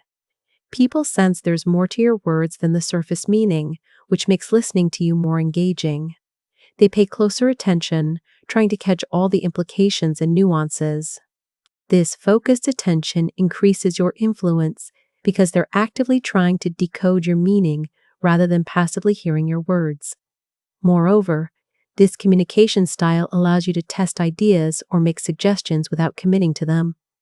If the listener responds positively to the implied meaning, you can develop it further. If they reject it or don't respond well, you can retreat to the surface meaning and deny the implication. This flexibility lets you probe and explore without risk, always able to claim misunderstanding if your deeper messages aren't well received. Perpetual motion. Never let the relationship or interaction settle into comfortable predictability. Always be introducing new elements, changing dynamics, shifting the ground beneath their feet. Just when they think they understand the rules, change them. Just when they've adapted to one version of you, present another. This constant evolution keeps them perpetually adjusting and never able to find stable footing. The human mind seeks equilibrium and predictability. By denying this, you keep them in a heightened state of alertness and engagement. They can't relax or take anything for granted because everything is always in flux. This prevents complacency and ensures they're always actively working to maintain the connection rather than coasting on established patterns. Perpetual motion also prevents them from developing effective strategies for dealing with you. Any approach they try might work once but fail the next time because you've evolved beyond it. This keeps you consistently one step ahead, maintaining the power differential that serves your interests. They're always reacting to your changes rather than proactively shaping the interaction. Furthermore, constant change creates the impression of depth and complexity. Someone who contains multitudes, who continues revealing new facets and dimensions, seems more interesting and valuable than someone who's quickly and completely understood. Your perpetual motion makes you seem inexhaustible, always having more to discover, always capable of surprise. This sustains their interest and investment over longer periods than static personality would allow. Vulnerability timing. Choose specific, calculated moments to show vulnerability that will have maximum impact. Not too often, which would make you seem weak, and not randomly, which would make it seem uncontrolled. But at carefully selected moments when revealing a vulnerability will create a bond, generate sympathy, or manipulate their emotions in ways that serve your purposes. Strategic vulnerability creates powerful moments of seeming intimacy. When you share something personal or expose a weakness, they feel you're trusting them with something precious. This creates gratitude and a sense of special connection. They feel privileged to have seen this side of you, which bonds them to you emotionally. The timing is crucial. Revealing vulnerability when they're doubting you or pulling away can pull them back in. Showing weakness after you've been dominant can create a more balanced perception that makes them think the relationship is more equal than it is. Displaying uncertainty when they need to feel needed activates their protective instincts and makes them invest more in supporting you. But the vulnerability must be controlled and limited. You're not actually becoming vulnerable. You're performing vulnerability for effect. You maintain control over what you reveal, how much you show, and when you withdraw back into your usual guarded self. This control is the difference between genuine vulnerability and strategic vulnerability. One gives others power over you. The other is a tool you use to gain power over them. Calculated gestures, used small, Intentional physical gestures and actions that communicate messages more powerfully than words. A lingering touch that suggests more than it delivers. A meaningful look held just long enough to create tension. A physical positioning that invades personal space in ways that feel intimate rather than threatening. These micro-behaviors accumulate to create an atmosphere of physical and emotional charge. Gestures work on a primal level that bypasses logical thought. When you touch someone's arm during conversation, their nervous system responds before their conscious mind can analyze the action. These physical communications create feelings and reactions that the person experiences without fully understanding why. This gives you influence that's difficult for them to defend against because it's operating below the level of conscious awareness. Strategic gestures also create ambiguity. Was that touch intentional or accidental? Did that look mean something or was it innocent? This uncertainty keeps them analyzing your actions, trying to decode your intentions, wondering if there's attraction or interest behind your physical behavior. This wondering keeps their mind engaged with you even after the interaction has ended. Moreover, small gestures build anticipation. If you occasionally breach their personal space or make physical contact in ways that hint at more intimacy, you create a longing for escalation. They'll find themselves hoping for more contact, anticipating your next move, fantasizing about what might happen if these small gestures became more significant. You're building desire through suggestion and anticipation rather than through delivery, which is far more powerful because their imagination fills in gaps in ways that exceed what you could actually provide. Urgency creation. Make interactions and opportunities with you feel time-limited and urgent. You're only in town for a short time. You're only available at specific moments. This opportunity to connect won't last. The window for their decision or action is closing. This creates pressure that accelerates their investment and decision-making, often in ways that favor you. Scarcity and urgency are powerful psychological triggers. When something is available for a limited time, people value it more highly and feel more motivated to obtain it before it's gone. By framing your time, attention, or the relationship itself as time-limited, you intensify their desire and willingness to commit. Urgency also reduces their time to think carefully or seek advice from others who might see through your manipulation. When they feel rushed, they make decisions based on emotion rather than careful analysis. They're more likely to overlook red flags, ignore doubts, and commit to things they might reject if given more time to consider. The technique can be applied at various scales. In a single interaction, creating urgency about leaving soon makes them cherish the remaining time more intensely. In the broader relationship, suggesting that you might not always be available or that circumstances might separate you creates pressure for them to deepen commitment before they lose the opportunity. This urgency-driven behavior serves your interests by accelerating timelines and reducing their ability to make careful, rational choices. Action over words. Let your behaviors and choices communicate your value, your interest, and your intentions more than explicit statements. Actions carry more weight than words because they require investment and can't be easily denied or reframed. When you demonstrate something through your behavior, it creates a stronger impression than when you simply claim it verbally. This approach also gives you flexibility and deniability. Actions can be interpreted in multiple ways, and you're not locked into a specific stated meaning. If your actions suggest interest but you haven't verbalized it, you can always retreat or reframe if necessary. If your behaviors demonstrate your value but you haven't boasted about it, you can't be accused of arrogance. By communicating primarily through actions, you make them work to interpret you. They have to analyze your behaviors, draw conclusions, and develop theories about your intentions. This analytical work keeps them mentally engaged with you and leads them to conclusions that feel like their own discoveries rather than claims you've made. This makes those conclusions feel more solid and trustworthy. Moreover, actions create experiences and memories that words cannot. When you do something that demonstrates your qualities or creates an emotional impact, they remember the experience itself. This experiential memory is more powerful and lasting than verbal information. You're creating a relationship based on what they've experienced with you rather than what you've told them about yourself, which is far more compelling and harder for them to dismiss or rationalize away. The prize mentality. Position yourself as something to be won rather than something that's pursuing them. Frame access to you, relationship with you, or attention from you as prizes they must earn through their behavior and investment.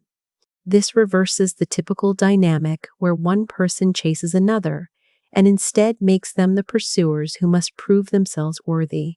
When people feel they're competing for something valuable, they invest more effort and become more emotionally attached to the outcome. The very act of pursuing makes them value what they're pursuing. This is the effort justification effect, where people convince themselves that something must be worthwhile because they're working hard to obtain it. By making yourself the prize, you create this dynamic where their pursuit increases their desire. The prize mentality also shifts accountability. If they're pursuing you, then relationship problems or dissatisfaction become their failure to win the prize rather than your failure to provide value. You maintain a position where you're always right, always justified, always the standard they're failing to meet. This protects you from criticism and keeps them focused on self-improvement to meet your standards. Moreover, positioning yourself as a prize creates natural scarcity and competition. Prizes are by definition limited and contested. Multiple people want them, but not everyone can have them. This framework automatically creates the competitive dynamics and scarcity effects that intensify desire and effort without you having to explicitly create those conditions. Mystery maintenance.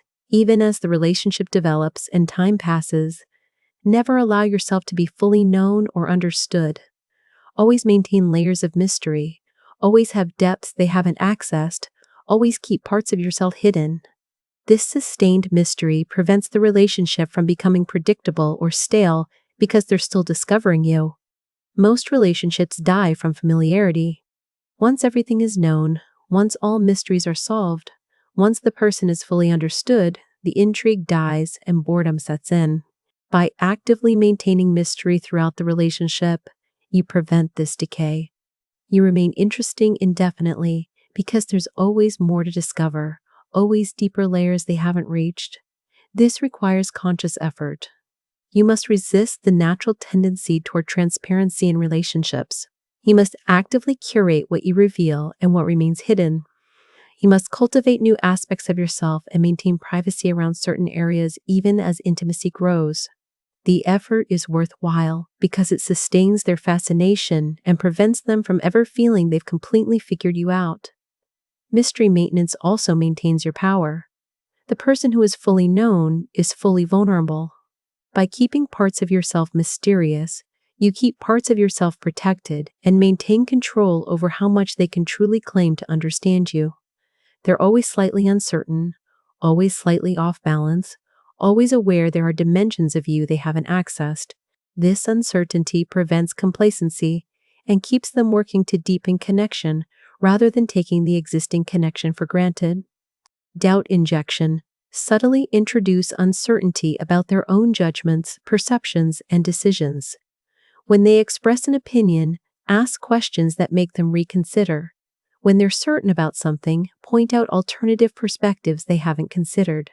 When they make a decision, suggest factors that might make them doubt their choice. This creates a state of chronic uncertainty that makes them reliant on you for validation and guidance. When people doubt themselves, they look for external confirmation. If you're the one creating the doubt, you're positioned to also be the one who resolves it, but only on your terms and when it serves your purposes. They become dependent on your perspective to feel confident about their own thoughts and choices. This gives you enormous influence over their life direction and decisions. The technique works because most people already have some self-doubt. You're not creating it from nothing. You're amplifying and directing doubt that already exists. By targeting their existing insecurities and uncertain areas, you make the doubt feel like their own problem rather than something you're imposing. They blame themselves for their indecision and seek your help to overcome it. Doubt injection also prevents them from developing strong boundaries or assertiveness with you. If they're constantly questioning their own judgments, they're less likely to trust their gut when it tells them something is wrong in the relationship. They'll override their own instincts in favor of your framing because they've been trained to doubt their own perceptions. This makes them easier to manipulate and less likely to recognize or resist that manipulation. Continuous discovery. Create the impression that there are always new layers, new aspects, new dimensions of you to discover. Just when they think they know you, reveal something unexpected. Share a hidden talent, express an opinion they didn't expect, demonstrate a skill they didn't know you had, reference experiences from your past they were unaware of. This perpetual novelty sustains interest over time. The human brain is wired to pay attention to novelty. New information and experiences create dopamine responses that feel rewarding. By continuously offering new discoveries about yourself, you keep their brain rewarded for paying attention to you. This sustains their engagement in ways that a static, fully known personality never could. Continuous discovery also prevents them from taking you for granted. Just when the relationship might settle into comfortable predictability, you introduce something new that resets their perception and makes them realize they don't know you as completely as they thought. This maintains the sense that you're complex and deep, worth continued exploration and investment. The technique requires preparation and curation. You need to actually have depths to reveal, or at least to construct the appearance of depths. You need to strategically manage what you reveal and when, saving certain information or aspects of yourself for moments when novelty is needed to sustain their interest. This calculated revelation sustains the illusion of spontaneous discovery while actually being carefully managed to maximize your mysterious appeal. Vulnerability manipulation. Use their moments of vulnerability against them, not overtly but strategically. When they open up to you, when they share fears or weaknesses, when they expose themselves emotionally, store that information. Later, you can use it to manipulate their emotions, trigger their insecurities, or control their behavior by subtly activating those vulnerable points. What they experienced as intimacy, you're using as intelligence gathering for future manipulation. This is particularly effective because it violates the implicit trust of vulnerability sharing. They opened up to you believing it would bring you closer, that you'd protect their sensitive information, that intimacy would result. Instead, you've weaponized their openness. But if you're subtle enough, they won't recognize what's happening. They'll just find themselves feeling vulnerable or insecure around you without understanding that you're deliberately triggering those states. The manipulation can be as simple as mentioning topics adjacent to their insecurities, making observations that echo their fears, or creating situations that activate their vulnerabilities. You don't need to explicitly reference what they told you. You just need to create conditions that trigger the emotional states they've revealed to you, making them feel dependent on you for comfort even though you're the one creating the discomfort. This technique is particularly cruel because it punishes openness and trust, turning intimacy into a weapon. But from a pure manipulation standpoint, it's highly effective because vulnerabilities are the most powerful pressure points available. The more someone has trusted you with, the more ammunition you have to control them. Energy manipulation. Control the emotional energy and atmosphere of interactions through your own energy projection. When you want intensity, bring high energy that elevates the emotional temperature. When you want them unsettled, bring unstable energy that creates uncertainty. When you want them calm, project centered energy that soothes. Your energy becomes the thermostat that sets the emotional climate they experience. People are highly attuned to the emotional energy of others and tend to entrain to it, meaning they unconsciously match and synchronize with the energy they're exposed to. By consciously controlling your energy, you can manipulate their emotional state without saying anything directly about it. They'll find themselves feeling energized, anxious, calm, or excited, largely in response to the energy you're projecting. This gives you enormous control over the emotional texture of the relationship. You determine when interactions feel light or heavy, when they feel connected or distant, when they feel exciting or comfortable. This control over atmosphere translates into control over their emotional experience and, by extension, their perception of the relationship and their attachment to it. Energy manipulation also allows you to destabilize them when needed.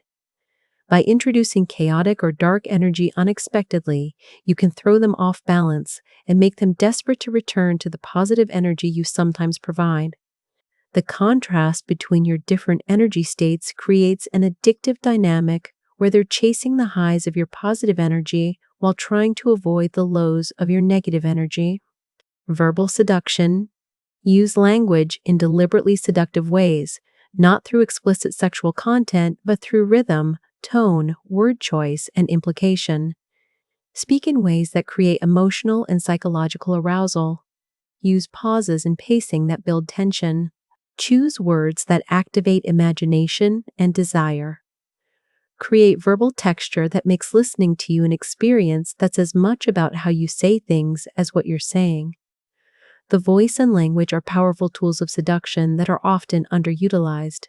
When you master verbal seduction, you can create attraction and desire through conversation alone. The content becomes almost secondary to the experience of hearing you speak. Your voice becomes something they crave, and conversations with you become experiences they seek out for the feeling they create. Verbal seduction works because it activates multiple levels of processing simultaneously. The content is processed consciously, but the tone, rhythm, and emotional texture work on the subconscious. You're creating feelings and desires that they experience without fully understanding why they're feeling them. This makes your influence more powerful because it's operating below the level of conscious analysis. The technique also creates association. When they feel aroused or intrigued during conversations with you, they associate those feelings with you as a person. Even if you're discussing mundane topics, the way you discuss them creates emotional responses that bond them to you. You become the source of feelings they crave, making them seek out more interaction with you to recreate those experiences. Strategic advancement. Always be one step ahead in your thinking, your planning, and your manipulation. Anticipate their responses before they make them. Predict their objections before they voice them. Prepare your next move before they've processed your current one. This forward-thinking approach keeps you in control while they're perpetually reactive and playing catch-up. When you're ahead of their thinking, you can guide conversations and situations toward predetermined outcomes. You're not responding to them spontaneously. You're executing a plan that accounts for likely responses and has prepared moves for each contingency. This makes you vastly more effective in shaping interactions and outcomes to serve your interests. Strategic advancement also creates the appearance of deep understanding or even psychic connection. When you respond to things before they've fully expressed them, when you seem to know what they're thinking before they say it, when you address concerns before they voice them, it creates the impression that you truly get them on a deep level. This feels intimate and special, bonding them to you while actually being a result of your strategic analysis rather than genuine connection. Moreover, staying ahead keeps you in the dominant position. The person who is anticipating and planning is in control. The person who is reacting and responding is being controlled. By maintaining your position ahead of their thinking, you ensure that the power dynamic stays tilted in your favor throughout the relationship. Calculated doubt. Introduce specific doubts at strategic moments that serve your manipulation. When they're getting too confident, introduce doubt about whether they really understand you or the relationship. When they're considering leaving, introduce doubt about whether they'll find better elsewhere. When they're questioning your behavior, introduce doubt about whether their perceptions are accurate. These targeted doubts redirect their thinking in ways that benefit you. The placement and type of doubt matter enormously. Generic doubt is less useful than doubt specifically calibrated to the situation and to their psychology. You need to understand what doubts will most effectively undermine their current trajectory and redirect them toward choices and perceptions that serve your interests. This requires deep understanding of their insecurities and thought patterns. Calculated doubt is particularly effective because it uses their own mind against them. You're not forcing them to think differently. You're planting seeds that grow into doubts they believe they generated themselves. They talk themselves into or out of positions based on doubts you introduced, but they experience it as their own reasoning process. This makes the manipulation invisible and the results more stable. The technique also creates dependency.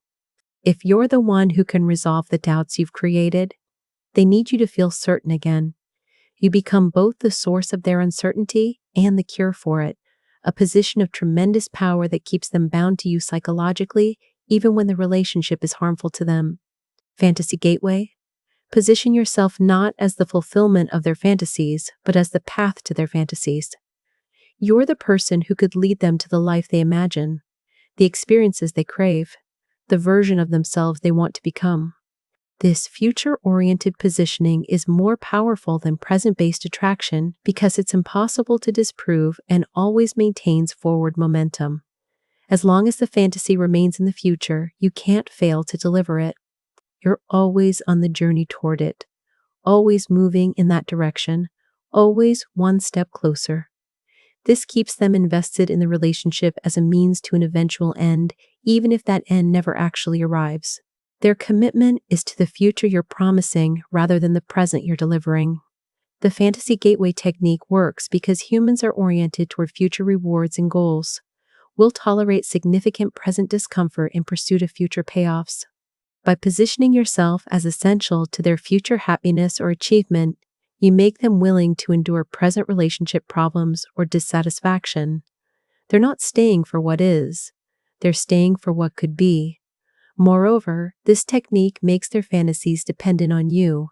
If they leave, they believe they're not just losing you, but losing the path to everything they want. This raises the cost of departure enormously and makes them tolerant of behaviors and treatment they'd otherwise reject. The fear of losing their imagined future keeps them trapped in a present that might be far from what they actually want. Intensity engineering. Deliberately create moments of extreme emotional intensity that stand out against the background of normal life. These peak experiences become anchors in their memory, touchstones they return to when thinking about you and the relationship. The intensity makes you unforgettable and creates addiction to the high arousal states you provide.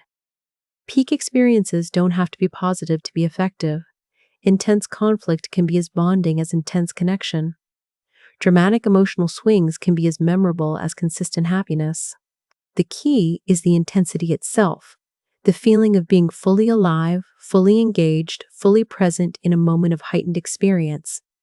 When you're the source of these peaks, you become associated with feeling intensely alive. Normal life with others feels bland and gray by comparison. Even if your relationship includes significant valleys of negative experience, the peaks are what they remember and crave. This is why intensity can be more addictive than consistent happiness. Stable positive feelings are pleasant but not exciting. Intensity engineering also creates powerful memories that become the foundation of how they perceive the relationship. In retrospect, relationships are judged not by the average quality of every moment, but by the most intense moments and the ending. By creating memorable peaks, you ensure that their memory of the relationship is favorable, even if the day-to-day reality is problematic. These peak memories become evidence they use to justify continued investment despite red flags or dissatisfaction. Zero transparency. Reveal nothing about yourself that you don't strategically choose to reveal. Maintain complete control over information about your life, your past, your activities, your thoughts, and your feelings. Even when pressured for openness or honesty, give only what serves your purposes and withhold everything else. This information control is fundamental to maintaining power. When they don't know about you, they can't predict you, analyze you, or develop effective strategies for dealing with you. Ignorance keeps them perpetually uncertain and reactive. Meanwhile, you're gathering information about them that you can use while giving up nothing that could be used against you or that might reduce your mystique and power. Zero transparency also prevents them from truly knowing you well enough to stop being interested. If they can't fully know you, they can't exhaust their curiosity about you. You remain a puzzle with pieces missing, a book with chapters they haven't read, a person with depths they haven't plumbed. This sustained mystery is essential for long-term manipulation because it prevents the familiarity that leads to indifference. The technique requires discipline because there's social pressure toward reciprocal disclosure in relationships. When they open up, Social norms suggest you should reciprocate, but strategic manipulators resist this pressure. They listen without sharing, they deflect questions, they give vague or misleading answers when necessary. The information asymmetry is the power asymmetry, and maintaining it is worth resisting social pressure toward transparency. Dominance signaling. Communicate your dominance through subtle cues rather than overt declarations. The way you take up space, the way you maintain eye contact, the way you speak with certainty, the way you make decisions without seeking approval. These small signals accumulate to create an impression of someone who's accustomed to being in charge and having authority. Dominance signaling works because humans are highly attuned to social hierarchy cues. We've evolved to quickly assess where people rank in social structures, and we respond automatically to signals of high or low status. By consistently signaling dominance, you trigger subconscious responses that make others treat you as high status and authoritative. The key is subtlety. Overt dominance displays can seem aggressive or insecure. But subtle signals, a calm assumption that you'll be listened to, a relaxed occupation of physical space, an unhurried way of moving and speaking, these communicate dominance without triggering defensive reactions. People respond to them without consciously recognizing what they're responding to. Dominant signaling establishes the frame of the relationship. When you're perceived as dominant, your preferences matter more, your opinions carry more weight, your time is more valuable, your approval is more sought after. The power structure of the relationship tilts in your favor from the beginning and stays tilted as long as you maintain these subtle signals of your dominant position. This creates leverage for all your other manipulation techniques because they're operating within a framework where you've already established yourself as the more powerful party. Unpredictable boundaries. Keep them uncertain about where your boundaries are by moving them unpredictably. Something that was unacceptable last week, you tolerate this week. Behavior you encourage one day, you criticize the next. This makes it impossible for them to develop a stable understanding of what's okay and what isn't, keeping them constantly testing and adjusting. Uncertain boundaries create anxiety and hypervigilance. They can't relax into clear rules because the rules keep changing. They have to constantly monitor your reactions to calibrate their behavior, which means they're always focused on you, always trying to please you, always alert to your moods and preferences. This sustained attention is exactly what you want. The unpredictability also gives you maximum flexibility. You can reframe the same behavior as acceptable or unacceptable, depending on what serves your interests in any given moment. They can't hold you to consistent standards because you've never established consistent standards. This allows you to be perpetually right and them to be perpetually uncertain about whether they're meeting expectations. Moreover, unpredictable boundaries prevent them from developing confidence in the relationship. They never know if they're on solid ground or about to transgress some boundary they didn't know existed. This uncertainty keeps them tentative and eager to please rather than confident and assertive. They're always asking permission, seeking approval, checking if something is okay rather than acting with autonomy. This dynamic reinforces your power and their subordinate dependent position. Emotional guardedness. Protect your genuine emotions behind walls that let through only what you choose to show. Never allow them to see you truly vulnerable, truly uncertain, truly affected, unless you've decided that showing these things serves your strategic purposes. Your emotional guardedness creates mystery and protects you from being manipulated through your feelings. When someone can't access your real emotions, they can't hurt you, can't leverage your feelings against you, can't use your vulnerabilities as pressure points. You remain invulnerable while they expose themselves emotionally. This asymmetry is power. The person who cares less, who needs less, who feels less, has control over the person who is more emotionally invested and exposed. Guardedness also frustrates their natural desire to connect emotionally. They want to see the real you, to know how you really feel, to share emotional intimacy. By withholding this, you keep them reaching for something they can't have, which paradoxically intensifies their desire for it. If you occasionally let the guard down slightly, those moments become precious to them. moments they treasure and try desperately to recreate. The contrast between your usual guardedness and rare moments of seeming openness makes those moments far more powerful than if you were consistently open. They feel like they're earning something precious when you reveal emotion, which bonds them to you while you remain fundamentally protected and in control of your emotional exposure. Subtle domination. Dominate not through obvious control or commands, but through subtle influence that shapes their choices while preserving their illusion of autonomy. Guide conversations in directions you want. Frame options so your preference seems like the obvious choice. Use questions to lead them to conclusions that serve you. Create situations where doing what you want is the path of least resistance. Subtle domination is more stable than overt control because it doesn't trigger resistance. When people feel controlled, they rebel. But when they believe they're making free choices that happen to align with what you want, they don't resist. They commit fully and defend their choices even against outside criticism because they see those choices as their own. The technique requires patience and finesse. You can't simply command. You have to shape the decision-making environment so your preferred outcome emerges naturally. This might involve controlling what information they have access to, framing choices in particular ways, managing timing so they decide when they're in mental states that favor your preferences, or using their own values and desires to guide them toward options that benefit you. Subtle domination also preserves the relationship dynamic. If you're overtly controlling, they'll eventually recognize and resent it. But if you're influencing outcomes while letting them feel autonomous, they'll remain happy with the relationship even as you're consistently getting what you want. They don't perceive a power imbalance because the control is invisible, which makes it sustainable over longer periods than obvious domination could ever be. Tension creation. Actively create and maintain tension rather than seeking resolution. Let conflicts simmer. Allow uncomfortable situations to persist. Don't smooth over every rough patch or awkward moment. This ongoing tension keeps emotional arousal high and prevents the relationship from settling into comfortable complacency that would reduce your influence. Tension is activating. It keeps people alert, emotionally engaged, and focused on the relationship. When everything is smooth and comfortable, attention drifts.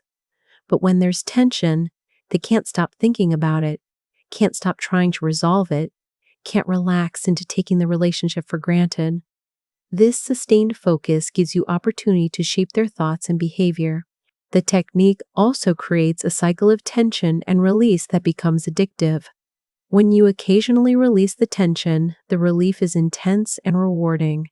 They associate you with both the tension and the release, making you seem essential to their emotional equilibrium. They need you to feel relief from the very tension you're creating, a perfect trap of manufactured dependency. Moreover, tension prevents them from developing strong boundaries or assertiveness. When there's constant underlying conflict or discomfort, they're less likely to add to it by asserting their needs or objecting to your behavior. They're in conflict avoidance mode, trying to keep peace rather than rock the boat. This makes them more compliant and easier to manipulate because they're prioritizing avoiding additional conflict over protecting their own interests. Fantasy leverage. Discover their deepest fantasies, not just sexual but life fantasies about who they want to be, what they want to achieve, how they want to be perceived. Then use those fantasies as leverage. Reference them to motivate behavior you want.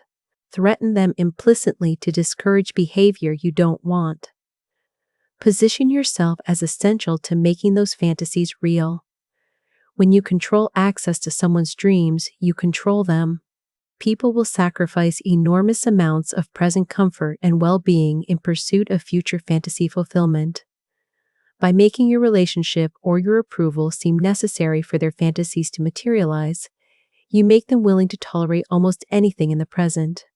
The fantasy becomes the justification for accepting the unacceptable. The technique works because fantasies are powerful motivators disconnected from reality testing. They can't be disproven until they either happen or become obviously impossible, which means you can string someone along indefinitely using their own fantasies as the bait. They'll keep investing because the fantasy keeps seeming possible, keeps seeming close, keeps seeming worth one more sacrifice or compromise. Leveraging fantasies is particularly effective because it uses their own desires against them. You're not imposing external goals or values. You're using goals and values they already have. This makes the manipulation feel less like control and more like help, less like exploitation and more like partnership. They see you as facilitating their dreams rather than recognizing you're using those dreams to control their behavior and maintain their dependence. Selective responsiveness, respond to their communications and bids for attention selectively rather than consistently. Sometimes respond immediately and enthusiastically. Sometimes don't respond at all. Sometimes respond after long delays. This unpredictable pattern keeps them off balance and makes your responses, when they come, feel more valuable because they can't be counted on. The unpredictability creates anxiety about your availability and interest. They never know if this message will be answered or ignored, if this bid for attention will be rewarded or rejected. This uncertainty keeps them focused on you, checking for responses, wondering what they did wrong when you're unresponsive, and grateful when you do engage. Your attention becomes a prize they're constantly trying to win.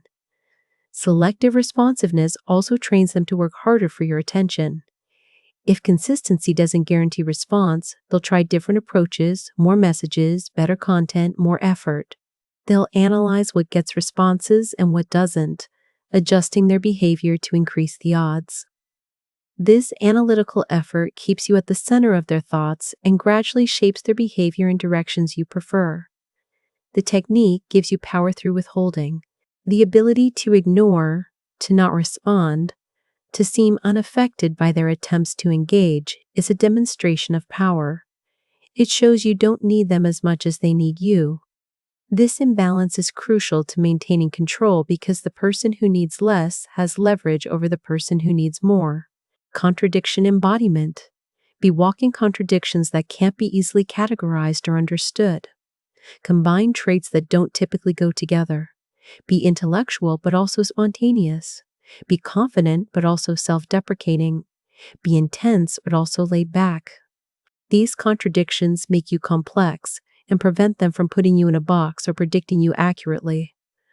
Contradictions are intriguing because they violate expectations. The human mind wants things to fit into clear categories. When you resist categorization through embodying contradictions, you become more interesting and memorable.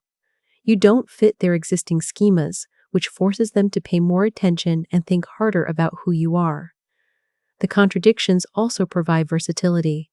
You can respond to different situations by emphasizing different aspects of your contradictory nature.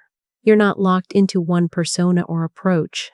This flexibility makes you harder to counter or develop strategies against because you can always present a different facet that wasn't predicted. Moreover, contradictions create the impression of depth. Someone who contains multitudes, who can't be easily summed up, seems more sophisticated and interesting than someone who's simple and consistent. You appear to have hidden dimensions, complex psychology, depth worth exploring. This perceived depth sustains interest and makes them feel they're always discovering new aspects of you, maintaining engagement over time. Need creation. Create needs in them that only you can fill. Make them dependent not on things they naturally needed, but on things you've taught them to need. Your specific kind of attention, your particular brand of validation, your unique way of making them feel, experiences they can only have with you. Once these needs are established, you become irreplaceable. The creation of artificial needs is powerful manipulation because it builds dependency where none existed before. They weren't missing these things before they met you. But now that they've experienced them, now that they've been conditioned to crave them, the absence is painful. You've created a hole that only you can fill, ensuring they need you regardless of how you treat them or whether the relationship serves their interests. Need creation works through habituation and contrast. You provide experiences that feel good or make them feel special. Their baseline adjusts to include these experiences as normal. Then, when you withdraw them, the new baseline feels like deprivation. What they didn't know to want before meeting you becomes something they can't imagine living without. The technique is most effective when the needs you create are difficult to articulate or seek from others.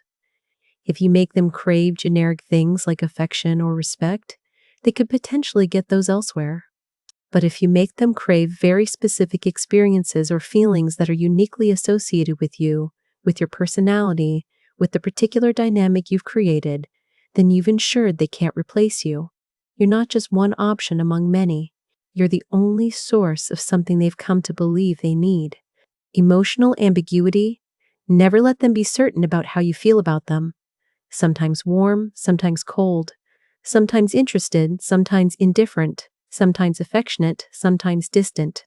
This emotional ambiguity keeps them in a constant state of analysis and insecurity about where they stand with you. The uncertainty prevents complacency and keeps them working to earn emotional clarity that you never provide. When people are uncertain about where they stand emotionally, they become hypervigilant and approval-seeking. They analyze every interaction for clues. They work harder to please. They're more emotionally invested in trying to secure your clear affection. This effort and investment is exactly what you want, and it's driven by the ambiguity you maintain. Emotional ambiguity also gives you maximum flexibility. You're never locked into having expressed clear feelings that you'd then be accountable to. You can shift your behavior radically without contradicting explicit statements about your emotions because you've never made those statements. You maintain freedom to be whoever and however you want in any given moment. Moreover, the ambiguity makes your occasional moments of clear positive emotion far more valuable. When you rarely show clear affection or approval, the times you do are precious. They treasure these moments and work desperately to recreate them. Your emotional clarity becomes a reward you dole out sparingly to shape their behavior, while your usual ambiguity keeps them in a state of anxious uncertainty that drives continued effort and investment. Controlled distance maintains specific physical and emotional distances that keep them always reaching toward you, but never quite arriving. You're never fully accessible, never completely available, never entirely theirs. This maintained distance creates perpetual longing and prevents the satisfaction that would come with fully having you. Distance creates desire through unfulfillment. When they can't fully have you, when there's always a gap between where you are and where they want you to be, they remain in a state of wanting. This want drives continued pursuit and prevents the relationship from settling into comfortable possession that might reduce your value in their eyes. Controlled distance also protects your independence and power. By never allowing yourself to be fully absorbed into the relationship, you maintain autonomy that gives you options and leverage. You're not dependent on them because you're not fully invested. This asymmetry, where they're more invested in having you than you are in being had, is the fundamental power imbalance that enables manipulation. The distance should be calibrated to maximize desire without triggering abandonment. Too much distance and they might give up. Too little and they'll take you for granted. The right amount keeps them always pursuing, always hoping for more closeness, always working to bridge the gap you maintain. You're the horizon they're walking toward, always visible, always seeming attainable, yet always maintaining the same distance no matter how far they walk. Scarcity projection. Make yourself appear to be in high demand, having multiple options, being sought after by others. This doesn't require actual demand or options. It requires creating the impression of them. Be busy, be somewhat unavailable. Reference other people and activities vaguely. Let them believe you're choosing them from among many options, rather than having them as your only option. Perceived scarcity dramatically increases value. When they believe others want you, they want you more intensely. When they think you have choices, they work harder to be the choice you make. When they perceive demand for your time and attention, they treasure the time and attention you give them more highly. This is basic economics applied to relationships. The scarcity projection also creates competition anxiety. If they believe others are vying for your attention, they feel pressured to secure their position, to differentiate themselves, to prove they're the best option. This competitive pressure makes them more motivated and more willing to meet your demands or tolerate your behavior because they fear losing you to competitors. Moreover, appearing in demand suggests you're valuable. If others recognize your worth must be real. This social proof effect makes them more confident in their choice to pursue you, while simultaneously more insecure about their ability to keep you. Both effects benefit your manipulation by increasing their investment in compliance. Strategic withdrawal: pull away at specific times to create impact and shift dynamics. When they're getting too comfortable, withdraw to reintroduce uncertainty. When they're taking you for granted, become scarce to remind them of your value. When they're pushing for commitments or clarity, retreat to avoid being pinned down. Your withdrawal is a tool you deploy strategically rather than something that happens to you. Strategic withdrawal creates a pursuer dynamic. When you pull back, they lean forward to maintain connection. This pursuing behavior increases their investment and shifts the power balance in your favor. You become the one who's chased rather than the one doing the chasing. The withdrawal also serves as punishment and correction without explicit confrontation. If they've displeased you or behaved in ways you don't like, pulling away creates consequences that discourage that behavior. They learn to associate behaviors you don't want with your absence, conditioning them to avoid those behaviors without you having to criticize or complain directly. Moreover, withdrawal maintains your mystique and independence. You're not always available, not always accessible, not always there. This makes you seem like you have a full life independent of them, which makes you more attractive and reduces the risk of them perceiving you as needy or desperate. The withdrawal confirms you have options and aren't dependent on this specific relationship for your well-being or happiness. Validation control: become the primary or exclusive source of validation they rely on. Achieve this by subtly undermining other validation sources. Question the opinions of their friends. Cast doubt on their family's judgment. Make them distrust their own self-assessment. Gradually, they learn that your validation is the only reliable gauge of their worth. When you control their validation, you control them. People need to feel valued and worthwhile. If you're their only source of that feeling, they'll do whatever necessary to maintain access to your approval. Your standards become their standards. Your opinion becomes their reality. Your judgment becomes the mirror in which they see themselves. Validation control also makes them dependent on continuing the relationship. Leaving you would mean losing their primary source of self-esteem and worth. This makes leaving psychologically difficult, even if they recognize the relationship is harmful. They've become addicted to your validation, and withdrawal would be painful. The technique requires gradually establishing yourself as the authority on their worth while simultaneously eroding their confidence in other sources of validation. You don't do this overtly. You do it through subtle questions, slight dismissals of others' opinions, and consistent presentation of yourself as the one who really understands and sees them accurately. Over time, they internalize your position as the ultimate validator, giving you enormous power over their psychology and behavior. Desire mirroring: reflect their desires back to them in ways that make it seem like you're the path to fulfilling those desires. If they want adventure, present yourself as adventurous. If they want stability, project stability. If they want passion, be passionate. This mirroring makes them see you as perfectly aligned with what they want, even if you're just performing those qualities strategically. Desire mirroring works because people are attracted to what fulfills their needs and wants.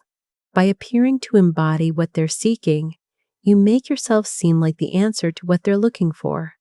This creates immediate attraction based on the belief that you're compatible and that being with you will satisfy their deepest desires.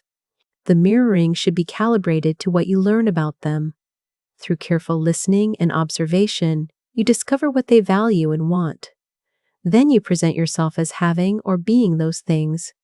You're not necessarily lying. You're emphasizing aspects of yourself that align with their desires, while downplaying aspects that don't. This selective presentation creates a distorted but convincing picture of perfect compatibility.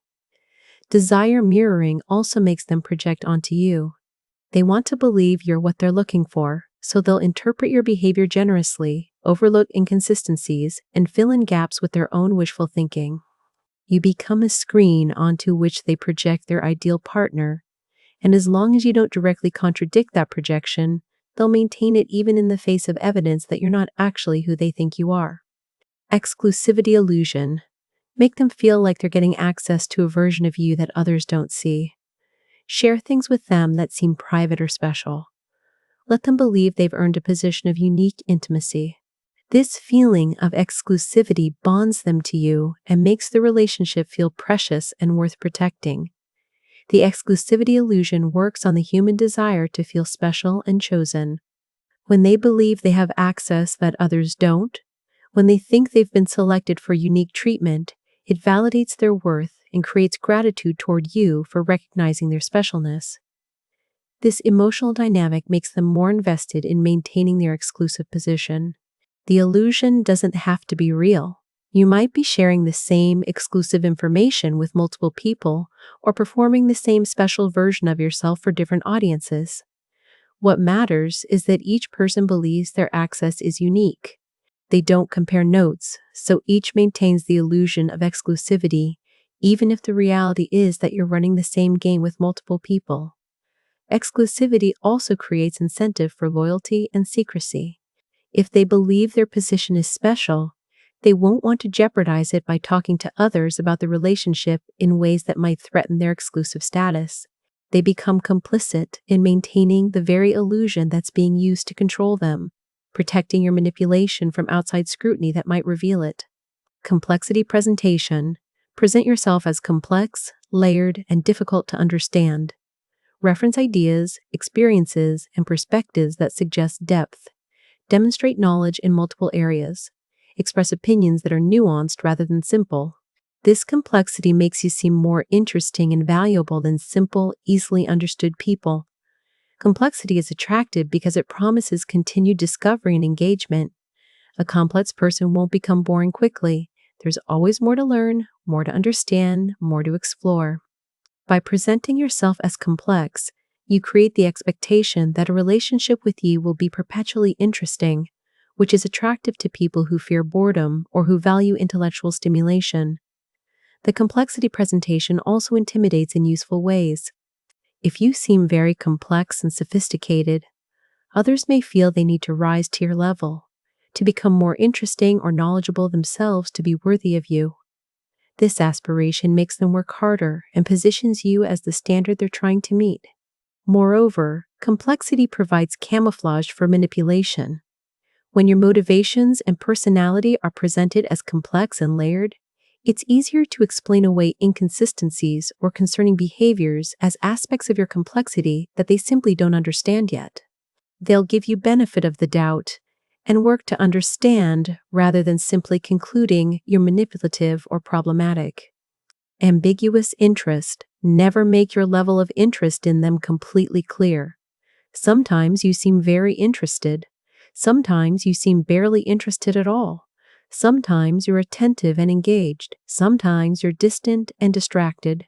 This ambiguity about your interest keeps them in a state of uncertainty that drives pursuit and investment. When people don't know if someone is interested in them, they become preoccupied with figuring it out. They analyze every interaction for signs of interest or disinterest. They work to increase your interest through their behavior and presentation. This analytical and behavioral effort is investment that bonds them to you even while they're uncertain about your feelings. Ambiguous interest also protects you from vulnerability. If you never make your interest clear, you're never putting yourself in a position where rejection would hurt your ego or position. You maintain power by keeping cards close to your chest while they're forced to show their hand through their pursuing behavior. The ambiguity creates a dynamic where they have to take risks and make themselves vulnerable while you remain protected. Moreover, unclear interest maintains optionality. You're not committed to anything because you've never clearly expressed interest. This means you can shift course, withdraw, or escalate without having to reconcile your new behavior with previous clear statements of interest. You maintain maximum flexibility while they're locked into pursuing you based on the ambiguous signals you've sent. Timed vulnerability. Share vulnerabilities at carefully selected moments when doing so will create maximum bonding or manipulation impact. Reveal weakness when they're pulling away to draw them back. Show uncertainty when they need to feel needed. Express fear when activating their protective instincts serves your purposes. Your vulnerability is a tool you deploy strategically rather than something that happens to you. Timed vulnerability creates powerful bonding moments. When someone shares something vulnerable, it activates empathy and creates feelings of intimacy and trust in the recipient. By controlling when these moments happen, you can create these bonding feelings when you need them to shift relationship dynamics in your favor. The vulnerability can be real or performed. What matters is the effect it has on them, not whether you're genuinely feeling vulnerable. If showing weakness in a moment draws them closer, activates their care, or shifts their perception of you in useful ways, then the strategic value of that vulnerability justifies it, regardless of whether it represents your true emotional state. Timed vulnerability also maintains the element of surprise.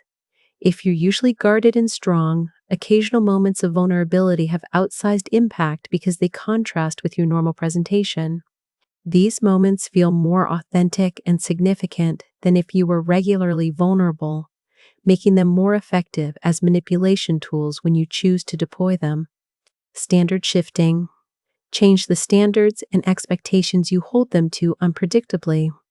What was acceptable yesterday is criticized today. What you demanded last week you now dismiss as unnecessary. This shifting of standards keeps them constantly trying to meet targets that move, ensuring they can never feel confident they've satisfied you. Shifting standards prevent them from developing confidence or a sense of accomplishment in the relationship. Just when they think they've figured out what you want, what pleases you, what meets your expectations, you change it. This keeps them perpetually striving, perpetually uncertain, perpetually failing to achieve the clarity and security of knowing they've done enough.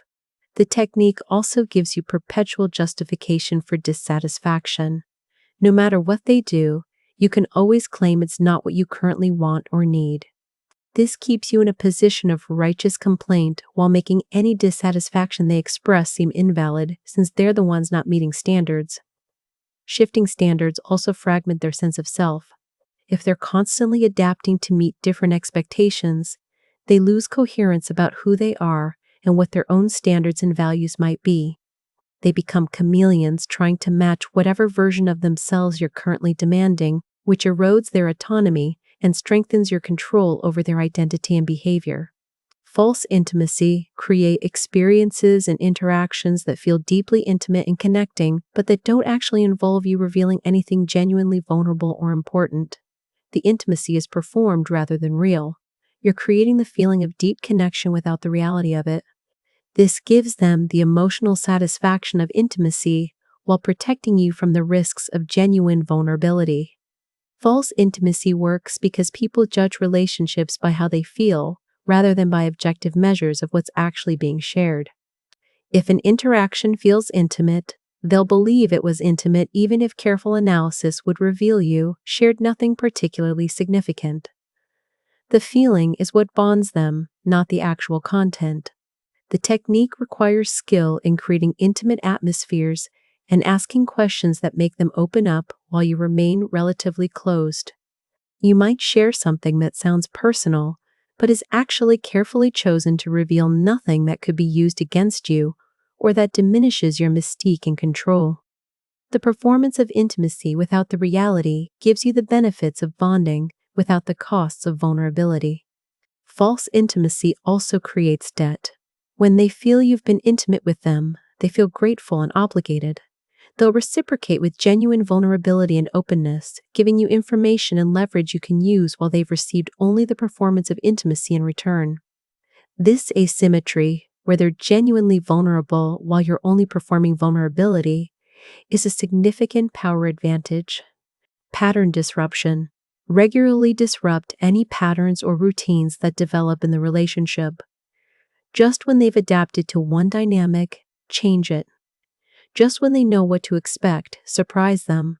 Just when they think they understand the rhythm of your interaction, alter it. This constant disruption prevents adaptation and keeps them in a perpetual state of adjustment and uncertainty.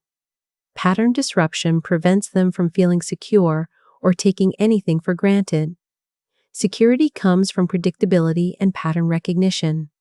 By constantly disrupting patterns, you prevent security from developing.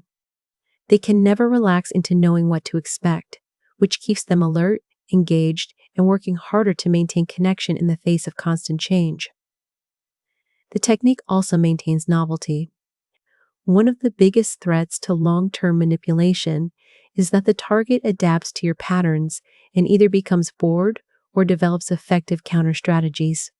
By refusing to settle into patterns, you maintain the freshness and unpredictability that keeps them engaged and prevents them from developing reliable strategies for dealing with you. Moreover, pattern disruption makes you seem complex and interesting. Someone whose behavior can't be reduced to simple patterns seems to have depth and sophistication. They'll attribute your pattern breaking to personality complexity rather than recognizing it as a deliberate manipulation strategy, which protects the technique from being exposed. Obligation creation. Create situations where they feel indebted to you. Do favors they didn't ask for. Make sacrifices they didn't request. Give gifts that create reciprocity pressure. The obligation makes them feel they owe you, which you can leverage to get compliance with your desires or tolerance of your behavior.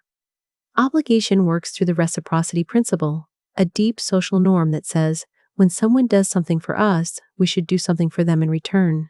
By creating obligations, you create pressure for them to reciprocate in ways that serve you. They feel guilty if they don't meet your needs or tolerate your treatment because they feel they owe you for what you've done. The obligations you create should be carefully chosen. They should be things that cost you relatively little, but seem significant to them. They should be things they value, but didn't necessarily want to be obligated for. The disconnect between the significance to them and the cost to you creates leverage, where you've made a small investment that yields large returns in their sense of obligation. Obligation also makes it harder for them to leave or object to your behavior. If they feel they owe you, leaving feels like ungrateful abandonment. Objecting to your treatment feels like ingratitude for what you've done for them. The obligation becomes a chain that binds them to the relationship and makes them tolerate treatment they might otherwise reject. Conditional approval. Make your approval contingent on their meeting your standards or behaving in ways you prefer. When they do what you want, show approval. When they don't, withdraw approval or show disappointment. This conditions them to shape their behavior around earning your approval, giving you control without having to explicitly demand compliance. Conditional approval works through operant conditioning. Behavior that's rewarded is repeated. Behavior that's punished or not rewarded is extinguished. By making your approval the reward and your disapproval the punishment, you shape their behavior systematically over time. They learn what earns approval and adjust accordingly, often without fully recognizing they're being trained. The technique is more effective than direct commands because it feels less controlling. They're not following orders, they're just trying to please someone they care about. This framing makes resistance seem unreasonable or unloving. If they object, you can claim you're just being honest about your feelings, making them seem oversensitive for objecting to your emotional reactions. Conditional approval also creates perpetual striving. If they never quite know exactly what will earn your full approval, if the standards are somewhat ambiguous or shifting, they'll constantly be working harder to please you. The approval becomes a moving target that keeps them focused on you and your preferences rather than on their own needs and desires. Reality framing. Control how situations and events are interpreted by providing the dominant frame through which they're understood. When something happens, you immediately provide an interpretation that serves your interests. If they object to your behavior, you frame it as their misunderstanding or oversensitivity. If you want something, you frame it as reasonable or necessary. Your frame becomes the reality both of you operate within. Reality framing works because interpretation is often more important than facts. The same event can be seen as considerate or controlling, as passionate or possessive, as honest or hurtful depending on the interpretive frame. By controlling the frame, you control the meaning and therefore the emotional and behavioral responses to events. The technique requires quick framing and confidence in your interpretation. If you frame things immediately and with certainty, others often accept your frame even if an alternative frame might serve their interests better. They might not think of the alternative frame, or they might doubt their own interpretation in the face of your confident framing. Reality framing also protects you from accountability. When your behavior is framed as reasonable, necessary, or misunderstood, you don't have to change it or apologize for it. The problem isn't what you did. The problem is how it was interpreted. This shifts blame and responsibility away from you while maintaining your ability to continue the behavior under the protective frame you've established. Selective memory. Recount past events in ways that serve your current interests, subtly altering details or emphasis to support your position. If they remember something differently, suggest their memory is faulty. Over time, your version of events becomes the accepted history of the relationship, even when it differs significantly from what actually happened. Selective memory works because human memory is malleable and suggestible. People doubt their own recollections when someone else confidently asserts a different version. By consistently presenting your version of events with confidence, you can gradually override their memories with your preferred narrative. This gives you control over the relationship's history, which shapes current perceptions and future decisions. The technique also protects you from accountability for past behavior. If you can reframe your past actions or deny they happened as remembered, you eliminate evidence that might be used to establish patterns of problematic behavior. Each incident stands alone without cumulative weight because the cumulative pattern has been disrupted through selective remembering. Selective memory requires consistent application and confidence in your version of events. If you waver or acknowledge their version, the technique loses effectiveness. But if you maintain absolute certainty in your recounting even in the face of their protests, they'll eventually begin doubting their own memory and accepting yours as more reliable.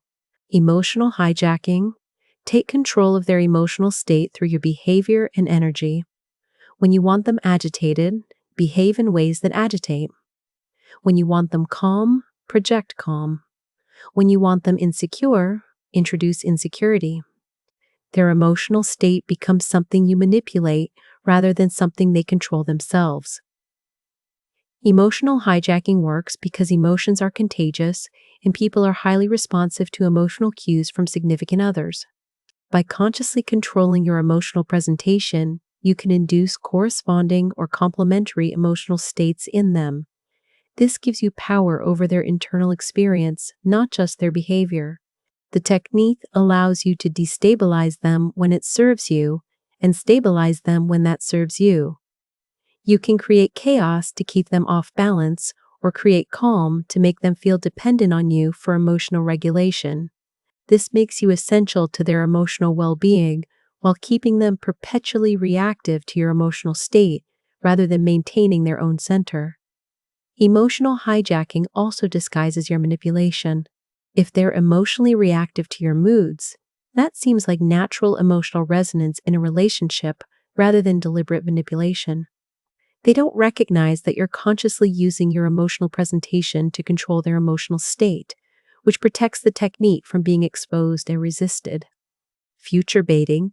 Keep them invested by constantly referencing a future that looks better than the present. Things will improve. Circumstances will change. You'll be different. The relationship will evolve. This future promise maintains their commitment even when the present is unsatisfying because they're investing in potential rather than reality. Future baiting works because humans are future-oriented and will tolerate significant present discomfort for promised future rewards. By painting an attractive future picture and linking it to staying in the relationship, you make them willing to endure present problems. They're not judging the relationship on current reality. They're judging it on the potential future you keep describing. The future never has to arrive for this to work. As long as it remains in the future, it remains perfect and free from the flaws of reality. You can always explain why it hasn't materialized yet while maintaining that it's still coming, still possible, still worth waiting for. This keeps them trapped in perpetual hope rather than dealing with present reality. Future baiting also prevents them from leaving. Leaving means abandoning the future you've painted, losing the potential for the better life you've promised. The cost of leaving is measured not just against what they're losing now, but against everything they might be losing in that imagined future. This dramatically raises the psychological cost of leaving even when the present relationship is clearly harmful. Comparative manipulation. Subtly compare them to others in ways that create insecurity and competitive motivation. Mention qualities others have that they lack. Reference others' accomplishments in ways that make theirs seem lesser. Suggest that others would be easier to deal with or more compatible. These comparisons wound while motivating them to prove themselves better. Comparative manipulation activates competitive instincts and insecurities. They don't want to be seen as lesser than others, especially in your eyes. This motivates them to work harder to demonstrate their value, to develop qualities they're being compared unfavorably on, to prove they're the best option. The comparison creates a race they're always running to stay ahead of imagined competition. The comparisons also serve as veiled threats. If others are better in some way, maybe you'll leave for one of those others. This fear keeps them compliant and eager to please because they're trying to secure their position against competitive threats. The technique doesn't require actual alternatives. As long as they believe others could replace them, the competitive pressure works. Comparative manipulation should be subtle enough to avoid seeming cruel, but clear enough to land. The goal is to create insecurity and motivation without provoking anger or recognition of the manipulation. If done correctly, they'll internalize the comparisons and work harder to meet the standards you're using to compare them rather than objecting to being compared. Intermittent cruelty. Intersperse kind and caring behavior with moments of cruelty or harsh treatment. The intermittent nature of the cruelty makes it more painful and confusing than consistent mistreatment would be. They can't write you off as simply cruel because you're also kind. They can't relax into trust because the cruelty might return at any moment. The unpredictability and contrast make both more impactful. Intermittent cruelty works through intermittent reinforcement and cognitive dissonance. The kindness creates hope and attachment. The cruelty creates pain and doubt. The alternation between these states creates a powerful psychological bond rooted in trauma bonding dynamics. They become addicted to the highs of your kindness while constantly trying to avoid the lows of your cruelty. The cruelty should be strategic rather than random. It should come when they're getting too comfortable, too confident, or too assertive. It reminds them of your power and their vulnerability. It resets their expectations and keeps them grateful for your kindness rather than taking it for granted. The contrast makes your kindness seem more valuable than if you were consistently kind. Intermittent cruelty also provides emotional range that makes the relationship feel intense and important. If everything were consistently positive, it might feel superficial. If everything were consistently negative, they'd leave. But the oscillation between cruelty and kindness creates emotional intensity that feels profound and keeps them engaged even when the overall experience is harmful. Isolation tactics gradually separate them from other support systems and relationships. Criticize their friends as bad influences. Create conflicts with their family. Make other relationships seem less important or valuable than the relationship with you. Monopolize their time and attention. The resulting isolation makes them more dependent on you because you become their primary or only significant relationship. Isolation works by eliminating alternative sources of validation, perspective, and support. When they're isolated, they can't reality. Check your treatment of them against healthier relationship models. They can't get advice from people who might recognize manipulation. They can't draw strength and confidence from supportive relationships that might empower them to resist or leave. The isolation should be achieved subtly. You don't forbid other relationships overtly. You make them unappealing or problematic. You create scheduling conflicts. You react negatively when they spend time with others. You make them feel guilty for prioritizing anyone but you. Gradually, maintaining other relationships becomes more trouble than it's worth, and they let those relationships atrophy. Isolated individuals are significantly easier to control and manipulate. Their reality becomes your reality because they have no external reference points. Their self-esteem depends entirely on your validation because they have no other sources. Their options for leaving are limited because they've lost the support network they'd need to successfully separate. Isolation is one of the most powerful manipulation techniques, which is why it's a consistent feature of abusive relationships. Gaslighting Foundation systematically undermine their confidence in their own perceptions and memories. When they remember something accurately, insist it happened differently. When they perceive something clearly, suggest they're misinterpreting. When they feel something legitimately, imply they're overreacting. Over time, they learn to doubt their own mind and rely on you as the arbiter of reality. Gaslighting works by exploiting the fact that memory and perception are imperfect and that people are already somewhat uncertain about their own experiences. By consistently challenging their perceptions with confidence, you amplify that natural uncertainty until they doubt themselves more than they trust themselves. This makes them dependent on you to understand reality. The technique requires consistency and competence. You must maintain your version of events absolutely, never wavering or acknowledging their version as valid. Any concession undermines the effect. You must seem more certain about their experiences than they are, which gradually trains them to defer to your certainty over their own uncertain recollections and perceptions. Gaslighting is powerful because it doesn't just control their behavior, it controls their reality. When someone doubts their own perceptions and memories, they're fundamentally destabilized and vulnerable. They can't trust themselves to recognize manipulation or mistreatment. They can't rely on their own judgment about what's acceptable or what happened. This complete epistemic dependency gives you nearly total control. Reward unpredictability. Make your rewards, whether attention, affection, approval, or anything else valuable to them, completely unpredictable. Sometimes reward them for things that usually don't earn rewards. Sometimes withhold rewards for things that usually do. This unpredictability maximizes their effort and persistence while minimizing your required investment. Unpredictable rewards create the most persistent behavior patterns because they're most resistant to extinction. When people don't know what will earn a reward, they try everything and persist longer in the face of non-reward. This is why gambling is addictive. The unpredictability creates compulsive seeking behavior that continues even when rewards are rare. The technique also prevents them from feeling confident they've earned rewards or upset when they don't receive them. If rewards were predictable, they'd know when they deserved one and feel justified in demanding it. But when rewards are unpredictable, they can't confidently claim they've earned anything, which keeps them grateful when rewards come rather than demanding or entitled. Unpredictable rewards also maintain your control and flexibility. You can reward or withhold based on what serves your interests in any moment without being bound by consistent standards or patterns.